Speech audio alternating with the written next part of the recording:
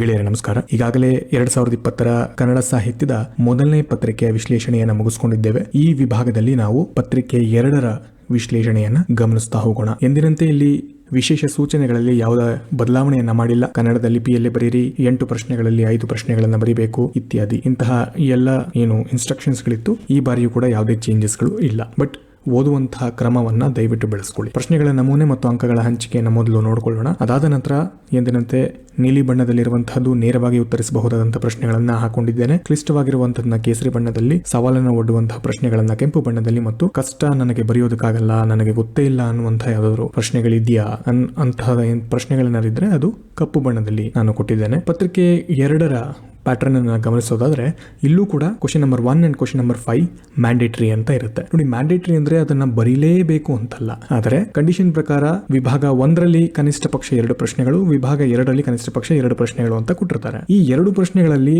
ಅವನಿಗಾಗಲೇ ಇದನ್ನ ಆನ್ಸರ್ ಮಾಡಿ ಅಂತ ಹೇಳಿ ಅವನು ಕಂಡೀಷನ್ ಕೊಟ್ಟಿರುವಂತದ್ದು ಅಷ್ಟೇ. ಇದನ್ನ ಬರೀದೇ ಹೋದ್ರೆ ನಾವು ಇವ್ಯಾಲ್ಯೂಯೇಷನ್ ಮಾಡದೇ ಇಲ್ವೇ ಅಂತ ಹೆದರ್ಕೊಳಕ್ ಹೋಗ್ಬೇಡಿ. ಆ 5 ಪ್ರಶ್ನೆಗಳು ನಿಮಗೆ ಗೊತ್ತಿಲ್ಲದೆ ಹೋದ್ರೂ ಕೂಡ ಇತರೆ ಪ್ರಶ್ನೆಗಳನ್ನ ನೀವು ಅಟೆಂಡ್ ಮಾಡಬಹುದಾಗುತ್ತೆ, ಅದಕ್ಕೆ ಮಾರ್ಕ್ಸ್ ಕೊಡ್ತಾರೆ.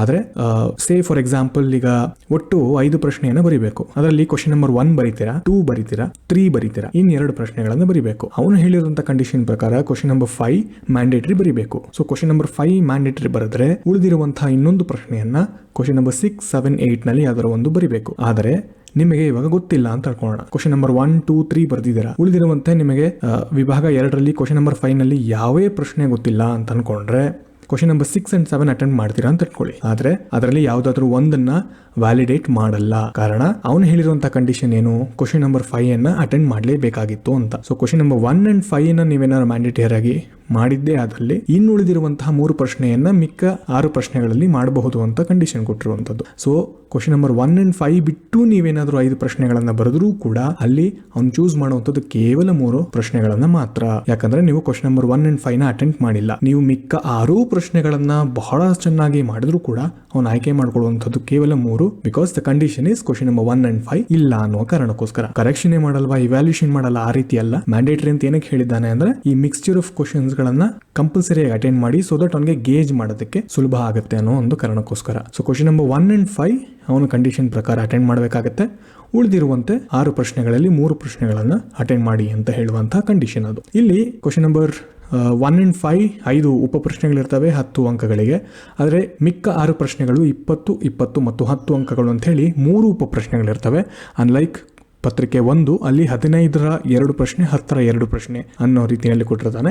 ಇಲ್ಲಿ 20ರ 2 ಮತ್ತು 1 10 ಅಂಕಗಳಿಗೆ ಇರುತ್ತೆ. ಸೊ ಇಲ್ಲಿ ನಾವು 10 ಅಂಕಗಳ 13 ಪ್ರಶ್ನೆಗಳನ್ನ ಫೇಸ್ ಮಾಡಬೇಕಾಗತ್ತೆ 130 ಅಂಕಗಳಿಗೆ, ಮತ್ತು 20 ಅಂಕಗಳ 6 ಉಪ ಪ್ರಶ್ನೆಗಳನ್ನ ಫೇಸ್ ಮಾಡಬೇಕಾಗತ್ತೆ 120 ಅಂಕಗಳಿಗೆ. ಸೊ ಟೋಟಲ್ 250 ಮಾರ್ಕ್ಸ್ಗೆ ಅಟೆಂಡ್ ಮಾಡಬೇಕಾಗತ್ತೆ. ಸೊ ಓವರ್ ಆಲ್ 19 ಸಬ್ ಕ್ವಶನ್ಸ್ ನ ಮಾತ್ರ ಇಲ್ಲಿ ಅಟೆಂಡ್ ಮಾಡಬೇಕು. ಪತ್ರಿಕೆ 1ರಲ್ಲಿ 22 ಸಬ್ ಕ್ವಶನ್ಸ್ ನ ಅಟೆಂಡ್ ಮಾಡಿದ್ವಿ. ಸೊ ಇಲ್ಲಿ 3 ಪ್ರಶ್ನೆಗಳು ಕಡಿಮೆ ಆಗುತ್ತೆ. ಆ 3 ಪ್ರಶ್ನೆಗಳ ಮಾರ್ಕ್ಸ್ ಅನ್ನ ಇಲ್ಲಿ 20 ಮಾರ್ಕ್ಸ್ ಗಳಿಗೆ ಅಲ್ಲಿ ಡಿಸ್ಟ್ರಿಬ್ಯೂಟ್ ಮಾಡಿರ್ತಾನೆ. ಸೊ ಇದು ನಿಮಗೆ ಗೊತ್ತಿರಲಿ. ಕಳೆದ ಸುಮಾರು 6 ವರ್ಷದಲ್ಲಿ ಯಾವೆಲ್ಲ ರೀತಿಯಲ್ಲಿ ಅವನು ವೇಟೇಜ್ ಅನ್ನ ಕೊಟ್ಟಿದ್ದಾನೆ, ಯಾವ ವಿಭಾಗಕ್ಕೆ ಹೆಚ್ಚಿನ ವೇಟೇಜ್ ಅನ್ನ ಕೊಟ್ಟಿದ್ದಾನೆ ಅಂತ ಗಮನಿಸ್ತಾ ಹೋಗೋಣ. 4 ಯೂನಿಟ್ ಇದೆ ಪತ್ರಿಕೆ 2ರಲ್ಲಿ: ಹಳಗನ್ನಡ, ನಡುಗನ್ನಡ, ಹೊಸಗನ್ನಡ ಮತ್ತು ಜಾನಪದ ಸಾಹಿತ್ಯ ಅನ್ನುವಂಥದ್ದು. ಸೊ ಓವರ್ ಆಲ್ ನಾವು ಗಮನಿಸಿ ನೋಡ್ತಾ ಹೋಗೋದಾದ್ರೆ ಹಳಗನ್ನಡವನ್ನ ಸುಮಾರು 40ರಿಂದ 50 ಅಂಕಗಳಿಗೆ ಅಂತ ಫಿಕ್ಸ್ ಮಾಡಿ ಇಟ್ಟಿದ್ದಾನೆ. ಹಳಗನ್ನಡದಲ್ಲಿ ವಡ್ಡಾರಾಧನೆ ಮತ್ತು ಪಂಪ ಭಾರತ ಬರುವಂಥದ್ದು. ನಡುಗನ್ನಡದಲ್ಲಿ ಮೆಜಾರಿಟಿ ವೇಟೇಜ್ ಕೊಡುವಂಥದ್ದು 150 ಅಂಕಗಳಷ್ಟು ಮಾರ್ಕ್ಸ್ ಅಲ್ಲಿ ಬರುವಂತಹದನ್ನ ನಾವು ಗಮನಿಸ್ತೀವಿ. ಇನ್ನು ಹೊಸಗನ್ನಡದಲ್ಲಿ ಅಲ್ಲಿ ಬರುವಂತಹ ಎಲ್ಲ ಕೃತಿಗಳೇನಿದೆ, ಕಾದಂಬರಿ, ಕತೆ, ನಾಟಕ, ಇಂಥ ಎಲ್ಲ ಕೃತಿಗಳ ಆಧಾರದಲ್ಲಿ ಸುಮಾರು 130ರಿಂದ 140 ಅಂಕಗಳಲ್ಲಿ ವೇರಿ ಆಗ್ತಾ ಇದೆ ಕಳೆದ 4-5 ವರ್ಷದಲ್ಲಿ. ಇನ್ನು ಉಳಿದಿರುವಂತಹ ಅಂಕಗಳು ಅಂದ್ರೆ ಜಾನಪದ ವಿಭಾಗದಿಂದ ಬರುತ್ತೆ, ಅದು 60ರಿಂದ 70 ಅಂಕಗಳು ಅನ್ನುವಂಥದ್ದು. ಸೊ ಈ ಪ್ಯಾಟರ್ನ್ ಇದೇ ರೀತಿ ಫಾಲೋ ಆಗಿದೆ ಕಳೆದ 6 ವರ್ಷದಲ್ಲಿ. ಸೊ ಈ ವರ್ಷ ಕ್ವಶನ್ ಗಳನ್ನ ನೋಡಿ ಅಲ್ಲಿನ ವೇರಿಯೇಷನ್ ಇದೆಯಾ ಗಮನಿಸ್ತಾ ಹೋಗೋಣ. ನಾನು ಭಾವಾರ್ಥ 1 ಬಿಟ್ಟು ಮಿಕ್ಕ ಎಲ್ಲ ಪ್ರಶ್ನೆಗಳನ್ನ ನಾನು ಹೆಚ್ಚು ವಿಶ್ಲೇಷಣೆಯನ್ನ ಮಾಡಲ್ಲ. ಯಾಕಂದ್ರೆ ಪತ್ರಿಕೆ 2ರಲ್ಲಿ ನಮಗೆ ನಮ್ಮ ಸ್ವಂತಿಕೆಯನ್ನು ತೋರಿಸಬೇಕಾಗುತ್ತೆ. ನಮ್ಮ ಇಂಟರ್ಪ್ರಿಟೇಷನ್ಸ್ ಗಳನ್ನ ನಮಗೆ ಹೇಗೆ ಅನಿಸಿಕೆ ಹೇಳ್ಕೊಳ್ಬೇಕು ಅಂತ ಅನ್ಸುತ್ತೋ ಆ ಒಂದು ಮಾಹಿತಿಯನ್ನು ಕೊಡಬೇಕಾಗತ್ತೆ. ಸೊ ನಾನು ಯಾವುದೇ ಒಂದು ಪಾಯಿಂಟನ್ನು ಹೇಳಬೇಕಾದ್ರೂ ನನ್ನ ಒಪಿನಿಯನ್ ಆಗುತ್ತೆ ಹೊರತು ಸಾರ್ವತ್ರಿಕವಾಗಿ ಅದು ಒಪ್ಪುವಂಥ ವಿಚಾರ ಆಗೋದಿಲ್ಲ. ಸೊ ನಾನೇನೋ ಒಂದು ಬರೆದಿರ್ತೀನಿ, ನನ್ನ ವ್ಯೂ ಏನೋ ಇರುತ್ತೆ, ಅದು ಇನ್ನೊಬ್ಬರಿಗೆ ಒಪ್ಪಿಗೆ ಆಗದೇ ಇರಬಹುದು, ಅಥವಾ ನನ್ನ ವ್ಯೂ ಒಪ್ಪಿಗೆ ಆಗಿ ನಿಮ್ಮ ವ್ಯೂ ಜೊತೆ ಅದು ಕ್ಲಾಶ್ ಆದರೆ ಅದು ಸರಿ ಹೋಗೋದಿಲ್ಲ. ಸೊ ಆನ್ಸರ್ ಬರಿಬೇಕಾದಾಗ ಅಲ್ಲಿ ನಿಮ್ಮತನವನ್ನು ತೋರಿಸ್ಕೊಳ್ಳೋಕ್ಕೋಸ್ಕರ ಹೆಚ್ಚು ನಾನು ವಿಶ್ಲೇಷಣೆಯನ್ನು ಮಾಡಲ್ಲ. ಬಟ್ ಯಾವ ಪರ್ಸ್ಪೆಕ್ಟಿವ್ನಲ್ಲಿ ಅದನ್ನು ಅನಲೈಸ್ ಮಾಡಿದ್ರೆ ಸರಿ ಹೋಗುತ್ತೆ ಅನ್ನುವಂಥ ಒಂದು ಪಾಯಿಂಟನ್ನು ಮಾತ್ರ ಹೇಳ್ತೀನಿ. ಭಾವಾರ್ಥವನ್ನು ಗಮನಿಸಿ ನೋಡೋಣ. ಮೊದಲಿಗೆ ಕ್ವಶನ್ ನಂಬರ್ 1 ಇದು 5 ಉಪಪ್ರಶ್ನೆ, 5 ಪದ್ಯ ವಿಭಾಗಗಳನ್ನು ಕೊಡ್ತಾ ಹೋಗ್ತಾನೆ. ಇನ್ಸ್ಟ್ರಕ್ಷನ್ ಪ್ರಕಾರ ಆತ ಹೇಳ್ತಾನೆ, ಈ ಕೆಳಗಿನ ಪದ್ಯಗಳ ಸಂದರ್ಭವನ್ನು ಸೂಚಿಸಿ ಅವುಗಳ ಭಾವ ಮತ್ತು ಸ್ವಾರಸ್ಯವನ್ನು ಬರೆಯಿರಿ ಅಂತ ಹೇಳಿ ಕೊಡ್ತಾನೆ. 150 ಪದಗಳ ಮೀರದೆ ಅನ್ನುವಂಥ ಅಂಶವನ್ನು ಕೊಟ್ಟಿದ್ದಾನೆ. ಸೊ ಪ್ರತಿಯೊಂದಕ್ಕೂ 10 ಅಂಕಗಳು ಅನ್ನುವಂಥದ್ದು. ಈ ಹಿಂದೆ ಇದುವರೆಗೆ ಕೇಳಿರುವಂಥದ್ದನ್ನು ಗಮನಿಸೋದು ನೋಡೋದಾದ್ರೆ, ವಿಕ್ರಮಾರ್ಜುನ ವಿಜಯದ 12-13ನೇ ಆಶ್ವಾಸ ನಮಗೇನು ಸಿಲೆಬಸ್ನಲ್ಲಿದೆ ಅಲ್ಲಿಂದ ಒಂದು ಪದ್ಯ ಬರಬಹುದು. ಕುಮಾರವ್ಯಾಸ ಭಾರತ ಕರ್ಣ ಪರ್ವದಿಂದ ಮೆಜಾರಿಟಿ ಬರುತ್ತೆ. ಕೆಲವೊಮ್ಮೆ ಉದ್ಯೋಗ ಪರ್ವದಿಂದ ಕೂಡ ಬಂದಿರುವಂತಹದ್ದಿದೆ. ಅದು KPSC ಸಿಲೆಬಸ್ ಆಗಿ ಮ್ಯಾಚ್ ಆಗ್ತಿತ್ತು, ಬಟ್ ಇತ್ತೀಚೆಗೆ ಅದು ಕಡಿಮೆ ಆಗಿದೆ. ಸೊ ಕರ್ಣ ಪರ್ವ ಒಂದನ್ನ ನೀವು ಚೆನ್ನಾಗಿ ನೋಡ್ಕೊಂಡ್ರೆ ಸಾಕಾಗುತ್ತೆ. ದಾಸ ಸಾಹಿತ್ಯದಿಂದ ಕೀರ್ತನೆಗಳು ಬರಬಹುದು, ಹರಿಭಕ್ತ ಸಾರದಿಂದ ಯಾವ್ದಾದ್ರು ಬರಬಹುದು. ಇನ್ನು ವಚನಗಳಿಂದ ಒಂದಷ್ಟು ವಚನಗಳು ಕೇಳ್ತಾ ಹೋಗ್ತಾನೆ. ಅದರಲ್ಲಿ ಪ್ರಮುಖವಾಗಿ 6-7 ವಚನಕಾರರ ಕುರಿತು ಹೆಚ್ಚಾಗಿ ಬಂದಿರುವಂಥದ್ದು. ಅದನ್ನು ಮೀರಿ ಇದುವರೆಗೂ ಯಾರನ್ನು ಕೇಳಿಲ್ಲ. ಅಂದರೆ ಅಲ್ಲಿನ ಅಂಕಿತ ನಾಮಗಳನ್ನು ನೋಡಿ ನಮಗೆ ಸುಲಭವಾಗಿ ಪರಿಚಯ ಸಿಗಬಹುದಾದಂತಹ ವಚನಕಾರರ ಬಗ್ಗೆನೇ ಕೇಳ್ತಾ ಹೋಗ್ತಾನೆ. ಸೊ 6-7 ಪ್ರಮುಖ ವಚನಕಾರರ ವಚನಗಳನ್ನು ಮಾತ್ರ ಇದುವರೆಗೂ ಕೇಳಿರುವಂಥದ್ದು. ಇನ್ನು ಭರತೇಶ ವೈಭವದಿಂದ ಒಂದಷ್ಟು ಪದ್ಯ ವಿಭಾಗದಿಂದ ಒಂದಷ್ಟು ಸಂಧಿಯಿಂದ ಒಂದಷ್ಟು ಅಂಶಗಳನ್ನು ಕೇಳಿರುವಂಥ ಅಂಶವನ್ನು ನಾವು ಗಮನಿಸಬಹುದು. ಸಿಲೆಬಸ್ ಪ್ರಕಾರ ನಮಗೆ 10 ಸಂಧಿಗಳಂತಿದೆ, ಬಟ್ ಅದರ ವ್ಯಾಪ್ತಿಯೇ ಬಹಳ ದೊಡ್ಡದಿದೆ. ಈ 10 ಸಂಧಿಯನ್ನು ಮೀರಿದಂತಹ ಅಂಶಗಳು ಕೂಡ ಅಲ್ಲಿ ಬಂದಿರುವಂಥದ್ದಿದೆ. ಬಟ್ ನಮ್ಮ ಕೆಲಸ ಇರುವಂಥದ್ದು ಸಿಲೆಬಸ್ಗೆ ಏನಿದೆ ಅಷ್ಟಕ್ಕಾದರೂ ನಾವು ನ್ಯಾಯವನ್ನು ಕೊಡುವಂಥದ್ದು. ಇನ್ನು ಕಳೆದ ವರ್ಷದಿಂದ ನಂಬಿಯಣ್ಣನ ರಗಳೆಯನ್ನು ಕೂಡ ಕೇಳಕ್ಕೆ ಪ್ರಾರಂಭ ಮಾಡಿದ್ದಾನೆ. ಸೊ ಅದನ್ನು ಕೂಡ ನಿಮ್ಮ ಅಧ್ಯಯನಕ್ಕೆ ಸೇರಿಸ್ಕೊಳ್ಬೇಕಾಗತ್ತೆ. ಕೆಲವೊಮ್ಮೆ ಏನು ಮಾಡ್ತಾನೆ, ಈ 4-5 ಕಾವ್ಯಗಳ ವಿಭಾಗದಿಂದ ಒಂದೊಂದು ಕೊಡೋದು ಬದಲು 2 ಕೇಳಬಹುದು. ಉದಾಹರಣೆಗೆ ವಿಕ್ರಮಾರ್ಜುನ ವಿಜಯದಿಂದಲೇ 2 ಕೇಳಿ ಇನ್ನು ಮಿಕ್ಕಿರುವಂತಹ 3 ಇನ್ನು ಮಿಕ್ಕ ಕಾವ್ಯಗಳಿಂದ ಕೇಳಬಹುದು. ಅಥವಾ ಕುಮಾರವ್ಯಾಸ ಭಾರತದಿಂದ 2 ಕೇಳಿ ಮಿಕ್ಕಿರುವಂಥದ್ದನ್ನು ಇತರ ಕಾವ್ಯಗಳಿಂದ ಕೇಳಬಹುದು. ಜೊತೆಗೆ ನಾನು ಹೇಳಿದ ಹಾಗೆ ಕಳೆದ ಬಾರಿ ನಂಬಿಯಣ್ಣನ ರಗಳೆಯನ್ನು ಕೇಳಿದ್ದ. ಸೊ ನಾವು ಊಹಿಸಿದ ಹಾಗೆ ಈ ಬಾರಿಯೂ ಕೂಡ ನಂಬಿಯಣ್ಣನ ರಗಳೆಯನ್ನು ಆ್ಯಡ್ ಮಾಡಿದ್ದಾನೆ. ಪ್ರಾಬಬ್ಲಿ ನೆಕ್ಸ್ಟ್ ಇಯರ್ ಕೂಡ ಅದನ್ನು ಕೊಡಬಹುದು, ಅಥವಾ ಅದರ ಬದಲಿಗೆ ಭರತೇಶ ವೈಭವನ ರಿಪ್ಲೇಸ್ ಮಾಡ್ತಾ ಹೋಗ್ಬೋದು. ಇಟ್ಸ್ ಹಿಸ್ ಓನ್ ಕಾಲ್. ಆದರೆ ನಂಬಿಯಣ್ಣನ ರಗಳೆಯನ್ನು ಕೂಡ ಭಾವಾರ್ಥದ ಹಿನ್ನೆಲೆಯಲ್ಲಿ ನೀವು ಅಧ್ಯಯನ ಮಾಡಿದ್ರೆ ಒಳ್ಳೆಯದು. ಜೊತೆಗೆ ಆತ ಜನಪದವನ್ನು ಕೂಡ ಕೊಡಬಹುದು. ಇಟ್ಸ್ ಹಿಸ್ ಓನ್ ಏನಂತಾರೆ ಪ್ಯಾಟ್ರನ್. ಸೊ ಹೊಸದೊಂದು ಪ್ರಯತ್ನವನ್ನು ಮಾಡೋಣ ಅಂತ ಹೇಳಿ ಅಲ್ಲಿ ಜನಪದವನ್ನು ಕೂಡ ಕೊಡಬಹುದಾಗುತ್ತೆ. ಏನೇನು ಬೇಕಾದ್ರೂ ಕೊಡಬಹುದು, but it will be within the syllabus. ನೀವೇನು ಓದ್ಕೊಳ್ತೀರಾ ಅದರ ಒಳಗಿನಿಂದಲೇ ಅದು ಬರುವಂಥದ್ದಿರುತ್ತೆ. ಸೊ ನಿಮ್ಮ ಪ್ರಿಪ್ರೇಷನ್ ಹೇಗಿರಬೇಕು ಅಂತ ಹೇಳಿದ್ರೆ, ಈ 6 ವಿಭಾಗ ಕಾವ್ಯ ವಿಭಾಗಗಳನ್ನು ಓದ್ಕೊಳ್ಳುವ ಜೊತೆಗೆ ಇನ್ನೇನಾದರೂ ಕೇಳಬಹುದಾ ಅನ್ನುವಂಥ ಒಂದು ಮುಂದಾಲೋಚನೆಯಿಂದ ನಿಮ್ಮ ಓದುವ ಕ್ರಮವನ್ನು ಬೆಳೆಸ್ಕೊಂಡ್ರೆ ಆಗುತ್ತೆ. ಸೊ ಭಾವಾರ್ಥದಲ್ಲಿ ಈ 6 ಕಾವ್ಯಗಳಿಂದ ಬರುವಂತಹ ಸಾಧ್ಯತೆಗಳು ಹೆಚ್ಚು. ಕ್ವಶನ್ ನಂಬರ್ 1A, ಒಡಲ್ 2 ಒಂದೇ ಜೀವಂ ಇವರ್ಗೆ ಎಂಬುದು ಹೇಳುತ್ತಿದ್ದಂತಹ ಈ ಲೋಕ ಆ ನುಡಿ ಈಗ ಪುಸಿಯಾಯಿತು ಅಂತ ಹೇಳುವಂತಹ ವಿಭಾಗ ಇದು. ಸುಮ್ಮನೆ ಓದಿದ್ರೆ ನಿಮಗೆ ಗೊತ್ತಾಗ್ಬಿಡುತ್ತೆ ಇದು ದುರ್ಯೋಧನ ಕರ್ಣನ ಬಗೆಗೆ ಹೇಳುವಂಥದ್ದು ಅಂತ. ತ್ರಯೋದಶಾಶ್ವಸಂ ಅಥವಾ 13ನೇ ಆಶ್ವಾಸದಿಂದ ಬಂದಿರುವಂತಹ ಈ ಒಂದು ಕಾವ್ಯ ವಿಭಾಗ. ಪದ್ಯದ ಸಂಖ್ಯೆ 4. ಸಂದರ್ಭ ದುರ್ಯೋಧನನ ವಿಲಾಪ. ಕರ್ಣನ ಅವಸಾನ ಈಗಾಗಲೇ ಆಗಿದೆ. ಅರ್ಜುನನ ಬಾಣಕ್ಕೆ ತುತ್ತಾಗಿ ಕರ್ಣ ಸತ್ತು ಹೋಗಿದ್ದಾನೆ. ಅದಾದ ನಂತರ ಶಲ್ಯನ ಪಟ್ಟವನ್ನು ಕಟ್ಟಬೇಕಾಗತ್ತೆ. ಅಂತಹ ಸಂದರ್ಭದಲ್ಲಿ ದುರ್ಯೋಧನ ಈಗ ಕುರುಕ್ಷೇತ್ರದ ಆ ಒಂದು ಮಡುಗಟ್ಟಿದ ವಾತಾವರಣದಲ್ಲಿ ಬರ್ತಿದ್ದಾನೆ. ಸ್ಮಶಾನ ಮೌನ ಕಾಣಿಸ್ತಾ ಇದೆ. ಸುತ್ತ ಎಲ್ಲ ದೇಹಗಳು ಬಿದ್ದಿರ್ತವೆ. ತನ್ನ ಸಂಬಂಧಿಕರು ಸೈನಿಕರು ಎಲ್ಲರನ್ನ ನೋಡ್ತಾ ಬಂದಿದ್ದಾನೆ. ಆದರೆ ಅವನ ಕಣ್ಣು ಸೆಳೆಯುವಂಥದ್ದು ಕರ್ಣನ ಮೇಲೆ. ಯಾಕಂದರೆ ಕರ್ಣ ಸೋಲ್ತಾನೆ ಅನ್ನುವಂತಹ ಕಲ್ಪನೆ ಏನಿದೆ ಅವನಿಗೆ ತಡ್ಕೊಳ್ಳೋಕ್ಕೆ ಆಗೋದಿಲ್ಲ. ಜೊತೆಗೆ ಅವನು ಸತ್ತು ಹೋಗ್ತಾನೆ ಅನ್ನುವಂತಹ ಕಲ್ಪನೆಯ ಆ ಒಂದು ಇಮ್ಯಾಜಿನೇಷನ್ ಏನಿರುತ್ತೆ ಅದು ಯಾವಾಗಲೂ ಕೂಡ ಅವನಿಗೆ ಬಂದಿರೋದಕ್ಕೆ ಸಾಧ್ಯ ಇಲ್ಲ ಅನ್ನುವಂಥ ಅಂಶವನ್ನು ಈ ವಿಭಾಗದಲ್ಲಿ ನಾವು ಕಾಣ್ತಾ ಹೋಗ್ತೀವಿ. ಯಾಕಂದರೆ ಇಡೀ ಲೋಕ ಹೇಳ್ತಾ ಇರುತ್ತೆ, ನೋಡು ನಿಮ್ಮ ಒಡಲು 2 ಇರಬಹುದು, ಆದರೆ ಜೀವ ಅಥವಾ ಆತ್ಮ ಒಂದೇ. ನೀವು ಅಷ್ಟು ಕ್ಲೋಸ್ ಆಗಿದ್ದೀರಾ. ಹಾಗಾಗಿ ಒಬ್ಬನಿಗೆ ಸ್ವಲ್ಪ ಗಾಯ ಆದರೂ ಕೂಡ ಮತ್ತೊಬ್ಬನಿಗೆ ನೋವಾಗುತ್ತೆ ಅನ್ನುವಷ್ಟು ಕ್ಲೋಸ್ ಆಗಿದ್ದೀರಾ ನೀವು ಅಂತ ಹೇಳ್ತಿದ್ದಂತಹ ಈ ಲೋಕದ ಈ ಮಾತುಗಳೇನಿದೆ ಇವತ್ತು ಸುಳ್ಳಾಗ್ಬಿಟ್ಟಿದೆ. ಕರ್ಣ, ನೀನಿವತ್ತು ಸತ್ತು ಹೋಗಿದ್ಯಾ, ಆದ್ರೆ ನಾನು ನೋಡಿಲಿ ನಾನು ಹಾಗೆ ನಿಂತಿದ್ದೇನೆ. ಏನಿದು, ಹಾಗಾದ್ರೆ ನಮ್ಮ ಸ್ನೇಹಕ್ಕೆ ಎಷ್ಟು ಬೆಲೆ ಇರಲಿಲ್ವಾ ಅನ್ನುವಂಥ ಒಂದು ವಿಚಿತ್ರವಾದಂತಹ ರೋದನವನ್ನು ದುರ್ಯೋಧನ ಅಲ್ಲಿ ವ್ಯಕ್ತಪಡಿಸ್ತಿರುವಂಥದ್ದು. ಸೊ ಕಂಪ್ಲೀಟ್ ಅರ್ಥವನ್ನು ಓದೋದಾದರೆ, ದುರ್ಯೋಧನನ ಕರ್ಣನಲ್ಲಿ ಶರೀರ 2 ಒಂದು ಪ್ರಾಣ ಅನ್ನುವಂಥ ಒಂದು ಲೋಕ ಹೇಳ್ತಿರುತ್ತೆ. ಈಗ ಆ ಮಾತು ಸುಳ್ಳಾಗಿದೆ. ನಿನ್ನ ಪ್ರಾಣ ಅರ್ಜುನನ ಹರಿತವಾದಂತಹ ಬಾಣಗಳಿಗೆ ಹೋದರೂ ಕೂಡ ನನ್ನ ನಾಚಿಕೆ ಇಲ್ಲದೆ ಈ ಜೀವವು ಇನ್ನೂ ಶರೀರದಲ್ಲಿದೆ ನೋಡು. ಸುಳ್ಳಲ್ವಾ ಅವ್ರು ಹೇಳಿರುವಂಥದ್ದು ಅಂತ. ನನ್ನ ಅತಿಶಯವಾದಂತಹ ಪ್ರೀತಿಯು ಸ್ನೇಹವು ಎಲ್ಲಿ, ಅದಕ್ಕೆ ಅರ್ಥ ಎಲ್ಲಿದೆ ಹೇಳು, ಎಲ್ಲಿ ಹುಡುಕೊಳ್ಳೋಣ ಈಗ, ನೀನಿಗಿಲ್ಲ, ನೀನು ಬದುಕಿಲ್ಲ, ಈಗ ನಾನು ಸಾಯ್ಬೇಕಾಗಿತ್ತಲ್ವಾ, ಅಥವಾ ಇದರ ಅರ್ಥ ಏನು, ಬಹುಶಃ ನಾನು ಈಗ ಕೊನೆಗಾಣ್ತೀನಿ ಅನ್ನುವಂತಹ ಒಂದು ಮಾರ್ಮಿಕವಾದಂತಹ ಅಂಶವನ್ನ ಇಲ್ಲಿ ಹೇಳ್ತಿದ್ದಾನೆ. ಸ್ವಾರಸ್ಯವನ್ನ ನೀವು ನಿಮ್ಮ ಪಾಯಿಂಟ್ ಆಫ್ ವ್ಯೂ ನಲ್ಲಿ ಹೇಳಬಹುದು. ಕರ್ಣ ಮತ್ತು ದುರ್ಯೋಧನ ನಡುವಿನ ಸ್ನೇಹದ ಬಗ್ಗೆ ಹೇಳಬಹುದು. ದುರ್ಯೋಧನನ ಗರ್ವ ಅಡಗಿತ್ತಲ್ಲ, ಅವೆಲ್ಲವೂ ಕೂಡ ಇಲ್ಲಿ ಕಾಣ್ತಾ ಹೋಗುತ್ತೆ. ಯಾವ ಒಂದು ಕ್ಷಣದಲ್ಲಿ ಕರ್ಣನ ಸಾವು ಅವನ ಮುಂದೆ ಕಣ್ಮುಂದೆ ಬೀಳುತ್ತೋ, ಬೇರೆ ಎಲ್ಲವೂ ಕೂಡ ಅರ್ಧಹೀನ ಆಗುವಂತಹ ಒಂದು ಚಿತ್ರಣವನ್ನ ದುರ್ಯೋಧನನ ಮುಖಾಂತರವಾಗಿ ಕೊಡ್ತಾ ಹೋಗ್ತಾನೆ. ಸೊ ಇಲ್ಲಿ ದುರ್ಯೋಧನ ಮತ್ತು ಕರ್ಣನ ಇದುವರೆಗೂ ಕೂಡ ಒಂದೊಂದು ಆಪೋಸಿಟ್ ಸೈಡ್ ನಲ್ಲಿ ಇದ್ದಂಥವರು ಕಾವ್ಯದ ಕೇಂದ್ರ ಬಿಂದುವಾಗ್ಬಿಡ್ತಾರೆ. ವಿಶೇಷವಾಗಿ ಸಹೃದಯನಿಗೆ ಹತ್ರ ಆಗ್ತಾರೆ. ಅದು ಬಹುಶಃ ಪಂಪನ ಒಂದು ಸೃಷ್ಟಿ ಪರ್ಸನಲ್ ಇಂಟೆನ್ಷನ್ ಕೂಡ ಆಗಿದ್ದಿರಬಹುದು. ಸೊ ಇಷ್ಟೊಂದು ಡೆಪ್ತ್ ಆಗಿ ಪಂಪ ಕೊಡುವಂತಹ ಒಂದು ಉದ್ದೇಶ ಬಹುಶಃ ತನ್ನ ಮತ್ತು ಅರಿಕೇಸರಿಯಲ್ಲಿ ಕಂಡುಕೊಂಡಂತಹ ಸ್ನೇಹ ಕೂಡ ಇರಬಹುದು ಅನ್ನುವಂಥ ಒಂದು ಸ್ವಾರಸ್ಯವನ್ನು ಕೊಡಬಹುದು, ಅಥವಾ ಇನ್ನೂ ಬೇರೆ ಬೇರೆ ಡೈಮೆನ್ಷನ್ನ ಕೊಡಬಹುದು. ಜೊತೆಗೆ ಇಲ್ಲಿ ಕುಮಾರವ್ಯಾಸನ ಡೈಮೆನ್ಷನ್ ಕೂಡ ಕೊಡಿ. ಹೇಗೆ ಕುಮಾರವ್ಯಾಸನಲ್ಲೂ ಕೂಡ ದುರ್ಯೋಧನ ಬರ್ತಾನೆ, ಕರ್ಣ ಕರ್ಣ ಅಂತ ಹೇಳಿ ಪ್ರಜ್ಞೆ ತಪ್ಪಿ ಮತ್ತೆ ಏಳೋ ಸಂದರ್ಭದಲ್ಲಿ ಮತ್ತೆ ಅವನಿಗೆ ಇನ್ನೂ ಕರ್ಣ ಸತ್ತಿಲ್ಲ ಅಂತ ಹೇಳಿ, ಕರ್ಣ ಹೂಡು ಬಾಣ ಹೊಡಿ ವೈರಿಗಳ ಶತ್ರುವರಿಯರನ್ನ ಸಾಯಿಸು ಅಂತ ಹೇಳಿ ಪ್ರಜ್ಞೆಯನ್ನು ಪಡೆದು ಮತ್ತೆ ಹೇಳ್ತಾನೆ. ದೆನ್ ಹಿ ರಿಯಲೈಸಸ್, ಇಲ್ಲ ಕರ್ಣ ಸತ್ತು ಹೋಗಿದ್ದಾನೆ ಅಂತ ಹೇಳಿ ಮತ್ತೆ ಪ್ರಜ್ಞೆ ತಪ್ಪಿ ಬೀಳ್ತಾನೆ ಎನ್ನುವಂತಹ ಮಾನವ ಸಹಜವಾದಂತಹ ಕೆಲವು ಅಂಶಗಳನ್ನು ಕುಮಾರವ್ಯಾಸ ಕೂಡ ತೋರಿಸಿದ್ದಾನೆ. ಸೊ ಅಂತಹ ಸ್ವಾರಸ್ಯಕರವಾದಂತಹ ಆಂಗಲನ್ನು ಕೂಡ ನೀವು ಕೊಡಬಹುದಾಗುತ್ತೆ. ಸೊ ಇದು ಮೊದಲನೇ ವಿಭಾಗ. ನಾಲ್ಕನೆಯದು ಕ್ವಶನ್ ನಂಬರ್ 1D. ಹಿಂದಿನ ವರ್ಷವೂ ಕೂಡ ಇದೇ ಒಂದು ಕಾವ್ಯದಿಂದ ಕೀರ್ತನೆಯಿಂದ ಕೇಳಿದ್ದ ಕುಲವೆಂದು ಹೊಡೆದಾಡಿಯದಿರಿ ಅನ್ನುವಂತಹ ಒಂದು ಕನಕದಾಸರ ಕೀರ್ತನೆಯಿಂದ, ಅಲ್ಲಿ ಕಳೆದ ಬಾರಿ ಹುಟ್ಟದ ಯೋನಿಗಳಿಲ್ಲ, ಮೆಟ್ಟದ ಭೂಮಿಗಳಿಲ್ಲ ಅನ್ನುವಂಥ ಒಂದು ಭಾಗ ಕೇಳಿದ್ರೆ ಇದು ಬಹುಶಃ ಮೊದಲನೇ ಚರಣ. ಇದು ಎರಡನೇ ಚರಣ ಈ ಬಾರಿ ಕೇಳಿದ್ದಾನೆ. ಅದು ಜಲವೇ ಸಕಲ ಕುಲಕ್ಕೆ ತಾಯಿಯಲ್ಲವೇ, ಆ ಜಲದ ಕುಲವನ್ನೇನಾದರೂ ಬಲ್ಲಿರಾ ಅಂತ ಹೇಳಿ ಕೇಳುವಂಥದ್ದು. ಅಗೈನ್ ಇಟ್ಸ್ ಆಲ್ಮೋಸ್ಟ್ ಒಂದು ಸೇಮ್ ನೋಷನ್. ಕುಲದ ಬಗ್ಗೆ ಪ್ರಶ್ನೆಯನ್ನು ಕೇಳ್ತಿರುವಂಥದ್ದು. ನೀರಿಗೆ, ಬೆಂಕಿಗೆ, ಇದು ಯಾವುದಕ್ಕೂ ಕೂಡ ಕುಲ ಅನ್ನುವಂಥದ್ದು ಇಲ್ಲ. ಅವು ಎಲ್ಲರನ್ನೂ ಒಂದಾಗಿ ನೋಡುತ್ತೆ, ಅಥವಾ ನಾವು ಅದನ್ನು ಒಂದಾಗಿ ನೋಡ್ತಾ ಹೋಗ್ತೀವಿ. ಜೊತೆಗೆ ಆ ವರ್ಣನೆಯನ್ನು ಕೊಡ್ತಾನೆ. ಇಲ್ಲಿ ನಾವು ಮನುಷ್ಯರೇನಿದ್ದೀವಿ ಜಲದ ಮೇಲಿನ ಬೊಬ್ಬುಳಿಯಂತೆ, ಅಂದ್ರೆ ಒಂದು ನೀರಿನ ಗುಳ್ಳೆಯಂತೆ, ಬಹಳ ನಶ್ವರ ನಾವು. ಇವತ್ತೋ ನಾಡಿದ್ದನೋ ಸತ್ತು ಹೋಗ್ತೀವಿ. ಈ ಸಂದರ್ಭದಲ್ಲಿ ನೀವು ಕುಲ ಅಂತ ಯಾಕೆ ನೀವು ಹೊಡೆದಾಡ್ತಾ ಕೂತಿದ್ದೀರಾ? ಅರ್ಥಹೀನ ಅಲ್ವೇ? ಅದರ ಬದಲು ಆ ಕೃಷ್ಣನನ್ನ ಅಥವಾ ಆದಿಕೇಶವನನ್ನ ನೆನೀಬೇಕು ನೀವು ಅಂತ ಹೇಳಿ ಒಂದು ಮೆಸೇಜನ್ನು ಕೊಡುವಂಥದ್ದು. ಸೊ ಇಲ್ಲಿ ಕುಲದ ಪ್ರಶ್ನೆ ಬರ್ತಾ ಇದೆ, ಮತ್ತು ಒಂದು ರೀತಿ ಭಕ್ತಿಯ ಅಂಶವೂ ಕೂಡ ಇಲ್ಲಿ ಬರ್ತಾ ಇರುವಂಥದ್ದು.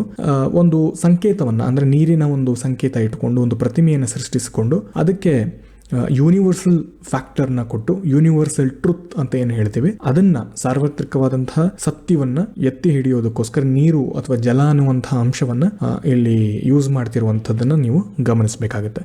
ಸೊ ಸ್ವಾರಸ್ಯ ಈ ಒಂದು ವಿಭಾಗದಲ್ಲಿ ಇದೇ ಆಗಿರುತ್ತೆ. ಅಂದ್ರೆ ಒಂದು ಸಂಕೇತವನ್ನ ಇಟ್ಕೊಂಡು ಒಂದು ಯೂನಿವರ್ಸಲ್ ಟ್ರುತ್ ಅನ್ನ ಹೇಳೋದಕ್ಕೆ ಹೊರಟಿರುವಂಥದ್ದು, ಸೊ ದಟ್ ಒಂದು ಸಪೋರ್ಟ್ ಬರುತ್ತೆ ಅನ್ನುವಂಥದ್ದು. ನೀವು ರಾಮಧಾನ್ಯ ಚರಿತೆಯಲ್ಲೂ ನೋಡಬಹುದು, ಅದನ್ನ ರಾಮನ ಮೂಲಕ ಹೇಳುವಂಥದ್ದು.